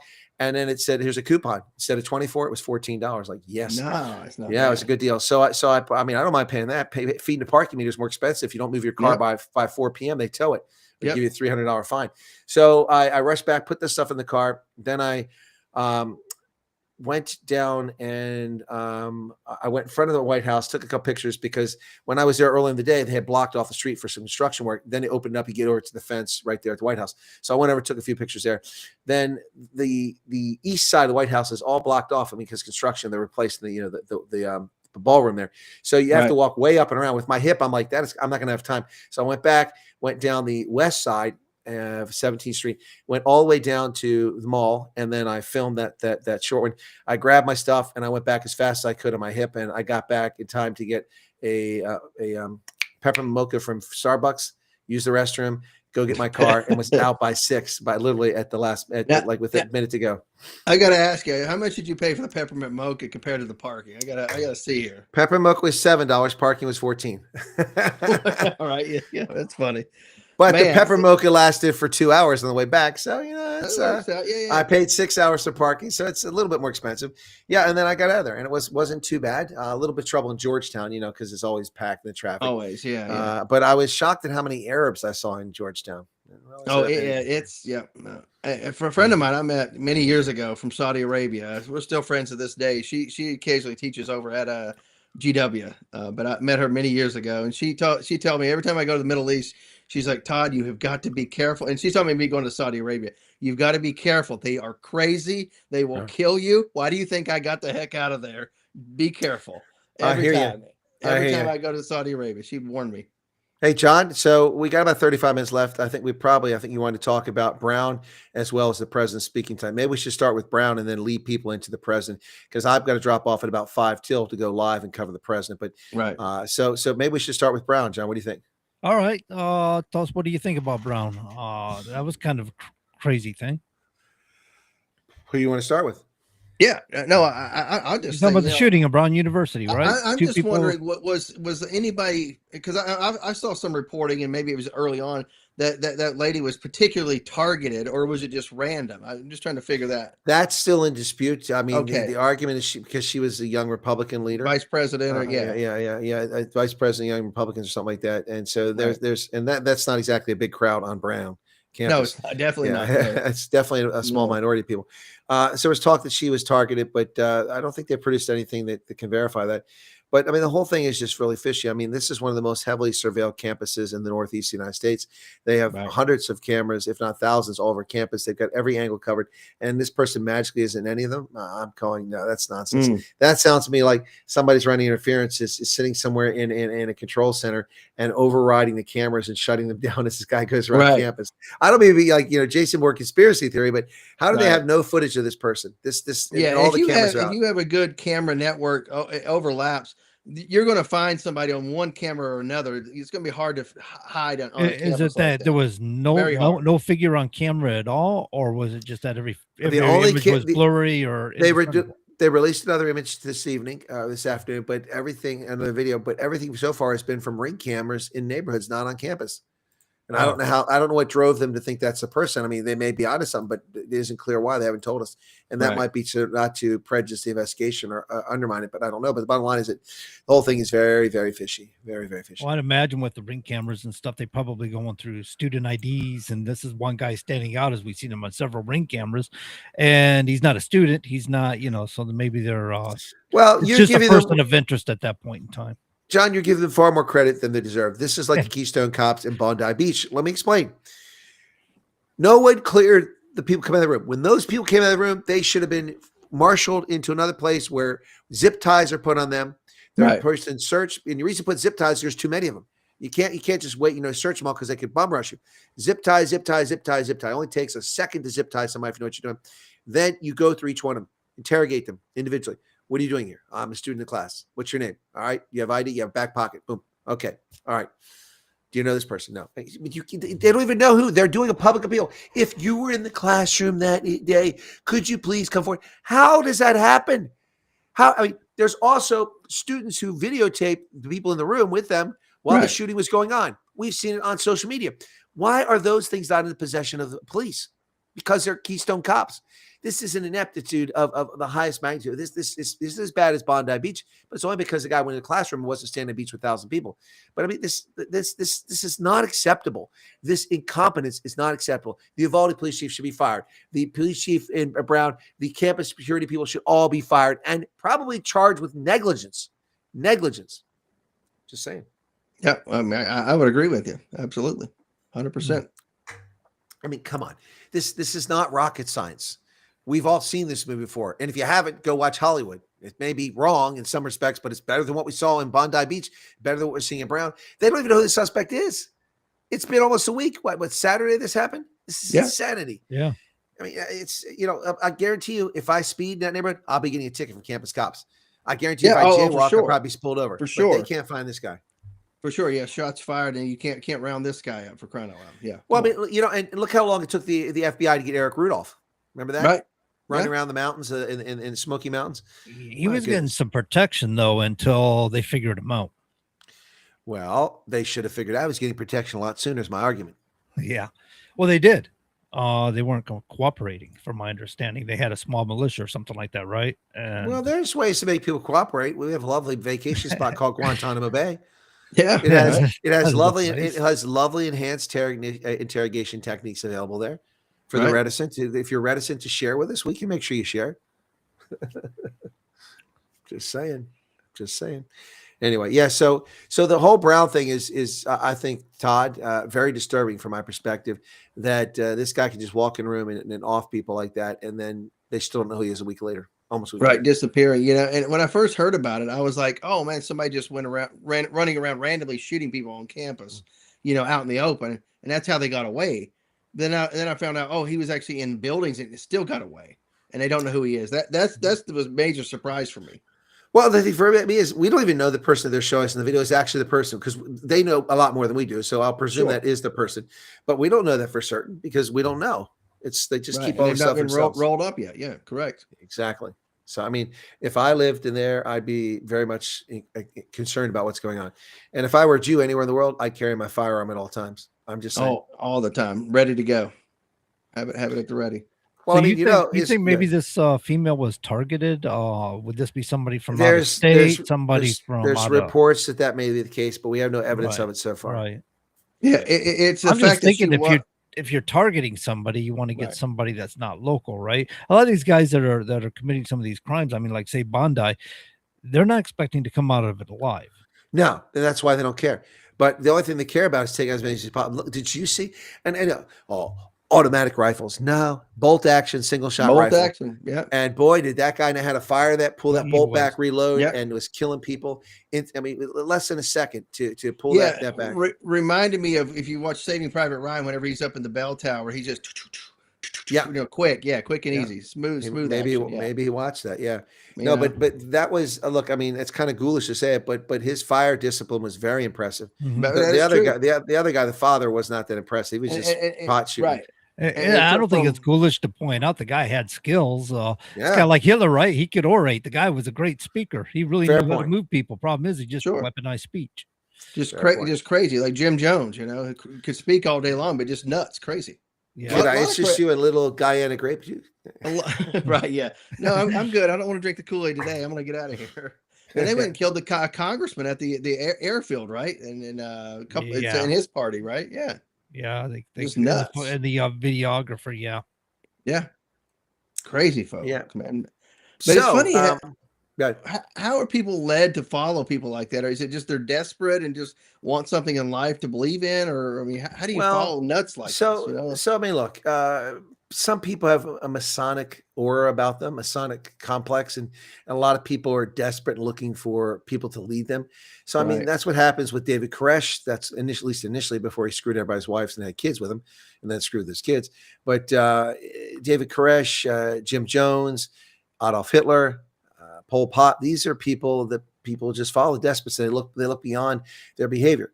But I mean, I think it's a psychosis in some respects. People can't do anything wrong. But like we told President Trump, we criticized President Trump. In the last hour, we talked about his tweet about Rob Reiner. Just don't do it. It's bad for him. Now, John didn't take exception to it, but Todd and I took exception to that. Oh, but I understood what you were saying. I mean, as a president of the United States, he could conduct himself more tactfully. Sure. However, I didn't have an issue with, people often say you need to respect the dead. And there's a point to that, and there's a great sense of logic and reasoning to it. But it's just, to me, if you want respect when you die, you got to give it when you're alive. You know what I mean? There was no reason Rob Reiner attacked Trump the way he did constantly. But he could be a decent guy. When Charlie Kirk was assassinated, he pointed out that was a terrible thing. And when there was an attempt on Donald Trump's life, he also did not go out there and say, "Oh, he should have hit him or he shouldn't have missed." He was decent about it. So he had a decent side. Politically speaking, he was just over the top. and he's willing to sink our country. Well, speaking of somebody who's not going to sink our country, tonight at 9 p.m., approximately 27 minutes or 26 minutes from now, President Donald Trump will be speaking from the Oval Office and the nation to the address. I anticipate, John, this will be a conversation about his accomplishments as president and his administration in the first 10 months. He's going to talk about the myth of affordability, which, of course, the Democrats caused the unaffordability crisis, and now they're trying to blame it on the Republicans. I read a Wall Street Journal article last week or earlier this week that was talking about, the tariffs. Everyone was wrong about the tariffs. Trump said it would bring in $1 trillion of revenue, and the pundits and the economists said the economy is going to tank. Prices will soar because of tariffs. And I said at the time when he announced it in April, I said, neither one of those is true. And people are like, what are you talking about? I said, well, number one, the cost of tariffs don't automatically, and we've shared it here, don't automatically get passed on to the consumer. If the increase is small enough, in order to maintain market share, a company will go ahead and eat that loss or pass some of the loss onto its suppliers. So everybody takes a little bit of the bite. But if you get too big, like 30% or 40%, you can't really do that. But the tariffs have not tanked the economy. They've not caused inflation by and large, but they've also not brought in trillions of dollars of revenue. They've brought in hundreds of billions, and that's fantastic. But the bottom line is what I said. It's not going to be a major break in the economy. Right. And quite frankly, what just disturbed me about the Wall Street Journal article is they talk about in the Wall Street Journal how Trump promised to bring back manufacturing jobs, but we haven't seen any uptick in that. I'm sorry. Do you know what capital goods are in construction of industrial capacities? You don't just announce a deal for a Toyota factory in Spartanburg, South Carolina, and boom, by November, it's up and running. It doesn't work that way. You have to invest. You have to build. It takes time. And so the benefits of Trump's reshoring of industrial capacity will likely not be seen in a major way until after he's left office. And if a Democrat's in office, guess what to do? You're going to be destroyed. Yep, absolutely. Destroy it, or they'll take credit for it. Yeah. Both. First, they'll take credit for it, then they'll destroy it. They'll take credit for what Trump did, just like they blame Trump for the recession they caused. So anyway, that's what's going to happen there. Clinton took it he had two back-to-back Republicans for 12 years, and he took credit for a lot of stuff they did. A lot of stuff. Well, in fact, Clinton took credit for things he had nothing to do with. He talked about the economy and 18 million jobs. That's not Clinton. There are three factors I've talked about before, in my view, and I need to write a book on this at some point because I've been talking about this for 35 years. But there are three factors. Number one, the American industrial base was fat. Too much white-collar employment. Too many white-collar employees have been carried for decades, whether they're talented or not. It was the nature of corporate America. Layoffs, blue-collar. White-collar exempted from it. So the white-collar class never really went through this pain. And what happened was that a lot of these companies right-sized because they had too many, like IBM had 300,000 salesmen. They need 300,000 salesmen. They weren't generating enough revenue, those 300,000. Other guys could consolidate and make more. So they did voluntary separations. Well, there were thousands of people who went up in the economy. But what did happen, unemployed in the economy, is that these corporations had to get lean in order to survive. So that was the first step. That started in the 1980s under Bush and continued in the early 1990s. So that saved trillions of dollars. The second thing that happened was that the Federal Reserve and the Clinton administration colluded to take artificially low interest rates. So they lowered the cost of capital to virtually nothing, less than inflation, less than population growth in most cases. So we've got already two things that come into play here, right? And the third factor was something nobody anticipated, the internet revolution, the digitization of the global economy. No one could predict that I could sit here right now and communicate with people all over the world. And while I'm also doing my taxes online and also checking my bank accounts, making investments, I can do all that. So what happened with that is that productivity soared because of the internet revolution. It just took off. So increased productivity means more profits. More profits means a stronger economy, a bigger economy, more jobs created, more tax revenue. So it has a knock-on effect of helping each other. So those are the three things that Clinton had no control over. The Federal Reserve lowering the interest rates. Did I say that? No, I didn't say that. Was the third one. So the Federal Reserve lowered interest rates in collusion with the administration. So those three things are the reason why the economy soared in the 1990s. Nothing to do with Clinton. A lot of people like Gingrich and Clinton want to take credit for reforming welfare. But welfare doesn't affect the whole country. We have more people on food stamps today than we had back then. We have 42 million people on food stamps. And by the way, all but about 13 million of those people have no business of food stamps. They can afford to pay for their meals, but instead we're being bilked out of our pockets to pay for people who have over 200% of the poverty line in income. And that's my saying for this hour. There you go. Alan Gill says, I don't see the Dems taking an election to the next two administrations to come. So we'll see. It's going to be tough from whoever comes next. I don't know, but this midterm is going to determine a lot, I think. We'll see how it goes. But a lot of purple districts may go, if it's held by a Republican, may go to the Dems and vice versa. But who knows? I think that a lot of the districts in America anyway are going to remain either in Dem hands or Republican hands, regardless. I think it's going to be the purple districts that'll decide. But I don't know that that's going to tell us anything about the next election, though. For The president, last time they couldn't take it, they cheated it. Yeah. I suppose that's a fair point. I think don't underestimate the Dems. They do have some darn good strategists. Oh, yeah. They do plan quite well. Right. They're sneaky and underhanded, and the American people can be very forgetful about things at times. So, I wouldn't start underestimating them by any means. And a lot of people are going to be turning 18 over the next year. So a lot of people are going to although be we reaching are, out to you. and we are deporting their voters, so that is to our benefit. Well, yeah, but people are gullible. They really can be gullible. They'll believe propaganda, and that will stick with them. We still hear people saying things that are total myths. I mean, people still talk about the Russia collusion. They actually believe in that stuff. It's been proven that it was nothing but a fraud, a hoax perpetrated on the American people, which some of us said at the time, and we got censored for it. And now the proof is coming out. Wait till the proof of the Jack Smith investigation comes out and the fraud that guy committed. Woohoo! Man, this stuff is going to be pale in comparison to that. Yeah, what was going on there? Planting top secret information covers on unclassified documents to make it appear as if Trump had classified documents he never had. Forgetting or denying the fact or refusing to report the fact that the National Records and Archives actually communicated, went down to Mar-a-Lago with 3 previous visits, and that team had gone down there. And in fact, if they came there and inspected looking for classified information, they didn't find it, guess who's also culpable in the disclosure?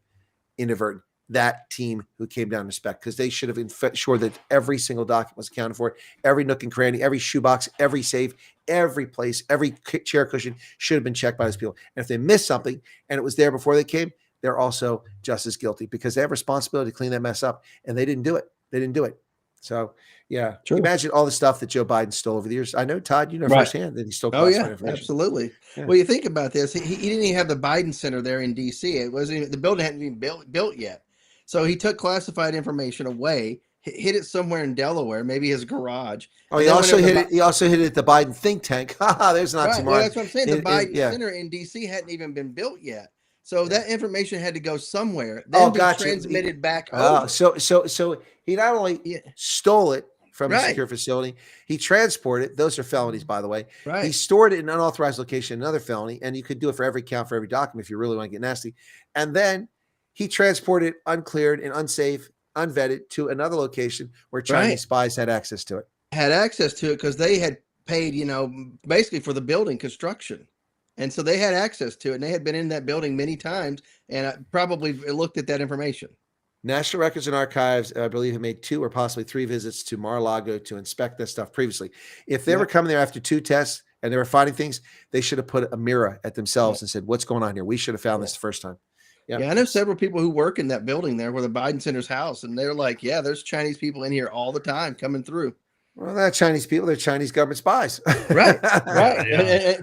But they're not putting it necessarily together, but they're like, yeah, they're here all the time, in and out, Yeah. Well, it's just like the people like, no, I only need to know how to fly the plane. I don't need to learn how to land. I don't need to know how to land.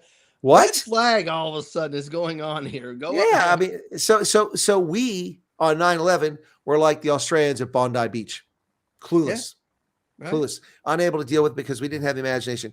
But the truth of the matter is that some people in the intelligence community did have the imagination. And it wasn't just the intelligence community, it was Hollywood. Remember the executive decision with Kurt Russell and Steven Seagal? My favorite Steven Seagal movie was killed in the first 5 minutes. Yes, I love it. Yeah, I knew you were going to say that. Yeah. And so nothing against Steven Seagal, just a fun joke. But that movie, they tried to fly a plane into the White House. I mean, that was years before. And no one ever thought of this. A Hollywood screenwriter did. And they weren't the only one. By the way, there are. Yeah, there was somebody. What was that book writer? He used to write these books like that, espionage books and stuff. And he supposedly was it Clancy? I don't recall. I didn't read them, but I knew some people were talking about him. Had written the books and stuff with these sorts of ideas in them. No, but my point with this story is that there also were people in the intelligence community, because after I came back after 9/11, I worked in the National Security Agency, then later at the Defense Intelligence Agency. I was curious. I had access. I went looking. There were people who wrote reports. I don't know who saw them, whether they got advanced or not, but they were published that said exactly this: the terrorists will try to fly into key landmarks in Washington, D.C., chief among the White House, the Washington Monument, the State Department, and the Pentagon as well. And so, I mean, to say they didn't know, and then, people, we were prohibited as an Army counterintelligence agent. I could not share the stuff I collect overseas with a stateside official from immigration or something like that, border management, to let them know that this terror watch list person was coming over. I was prohibited under pain of judicial action. I mean, no wonder our country was defenseless on 9/11. We didn't even have any aircraft that could respond. The closest aircraft were at Langley Air Force Base in Virginia. It's too far away. The DC was undefended. There wasn't a single aircraft available, save Marine helicopters, that have self-defense weapons. Marine One, there wasn't anything there. Now there is. There are strip alert guys waiting 90 seconds. They're in the air all the time. And it's located right there in Andrews Air Force Base. By the way, not a state secret. This has been disclosed publicly. So my point is that we were just like the Australians, caught with our pants down. Yeah, behind the bleachers. And I've been up there whenever they've activated them at Andrews. You hear the afterburners kick on, and they're in the air pretty quick over DC. Yeah, and that is not a sound that people at Andrews Air Force Base are accustomed to. I lived on Andrews for a while. They're not. No, because it's usually C-17s or something Larger like that, or Air Force One. Yeah. Not those not afterburners go on like what the heck was that? Well, we know what that was. Fast movers. We once upon a time had a robust defense all around the country, major landmarks like that, power facilities, nuclear power plants, stuff like that. But it's all been eviscerated. And I fear for our country if we come to a conflict. I seriously do. I do too. Yep. Big time. So what are you going to talk about tonight during the president's speech? Just play off of him, or how do you normally do that during live broadcasts where you're at? Do you add commentary in, or you allow it to play and then give your thoughts afterwards? What how do you handle those things? What I typically do is I put up a screen, I put myself in an inset, and then I will offer analysis commentary on key points as we go along, provided the president pauses long enough between things I can spit it out. Right. The good news is I can talk really fast. I can analyze even faster. Colonel, he's out there doing his thing. I'm not going to pause. Exactly. So, I mean, some actors, or not actors, some politicians are quicker than others, or actors. Some of them are actors, by the way. Yeah, they are. Yeah. So remember years ago, of course, Clint Eastwood was the mayor of Carmel, California. Remember that? Yeah. Oh, yeah. Schwarzenegger. Yep. Yeah, of course. I don't know anything about Bush's presidential records being in a bowling alley. Yeah, I saw that. I don't know what that's all about. In a bowling alley, I don't know. What are you gonna do? Well, I don't know. What you gonna do? John, how are you there? What's going on in the studio? What's going on in New Hampshire? Let's see. I was looking at an opinion piece earlier about Antifada. I can't say it. Antifada. Yeah. Anyway, instead of saying Aunt Jemima, you say Antifada. Hello, mother. Hello, Antifada.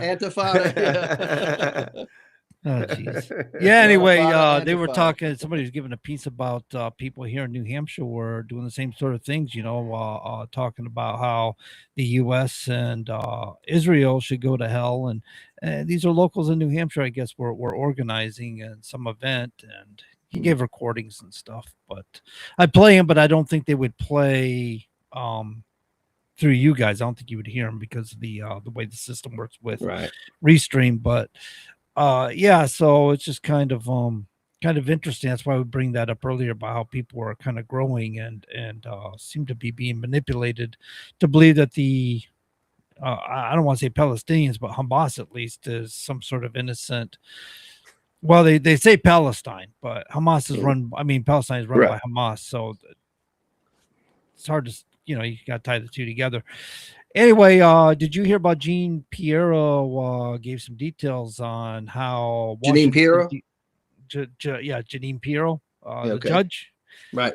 Appointed by Trump to run the district there in DC. And so she came up with some information that DC Metro Police were downplaying their criminal activity and weren't reporting everything. And apparently for prosecutions, they're only prosecuting 65% of the arrest. Well, I mean, that's a number that can be fudged around quite a bit. So, I mean, I'm not sure what to make of that without greater introspection, looking at the data and analyzing it, because, there might be a reason why only so many. It might be the nature of the crimes. It may have been appropriate. I mean, if only 60% of murders were investigated, then we'd have a problem. Right. Big time. So, but I mean, if we're investigating 3% of jaywalking, I'm not losing any sleep over that. No, I think she's talking about actual crimes because she was talking about, that's a crime. Yeah. Yeah, okay. I guess It's a crime. I mean, yeah. I mean, when I'm limping across the street because I hurt my ankle and I can't walk and I'm trying to make it to the hospital and the cop's giving me a hard time when there's nobody in the street but him. I'm going, really? I'm kind of injured here and I'm trying to make my way to the hospital, man. I can't walk all the way up there to the crosswalk. I'm not going to make it. Yeah, it's amazing how he, I can't remember the guy's name. I know it before. I've met him. I spoke at Fort Meade when I was there years ago. The CNN journalist that was out in Oklahoma City, this is after the bombing of Oklahoma City when they had the memorial and everything, but he was out there covering something. It might have had something to do with that event, but he saw that there was a convention in town. It was a Muslim convention. So he went to it. He said, man, the videos I could buy there and the things that they said and the practices they went through, it's the third world. And so then he lost a lot of credibility, unfortunately, because when the Oklahoma City bombing took place, I'm sorry, this event was before Oklahoma City. He brought it to light. Then like a year or two later, the Oklahoma City bombing, which I think was 95, took place. And when that happened by, what's his name there? He's been executed since.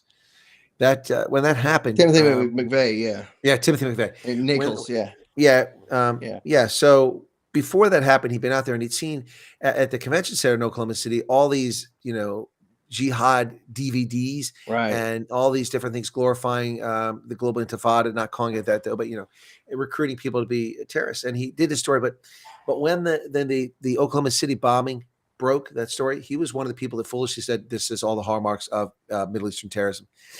It did not, and that was a mistake on his part. Right. Then he's not a counterintelligence agent, so I can understand why. But when he said that, I was like, oh, facepalm. No. We can't have that.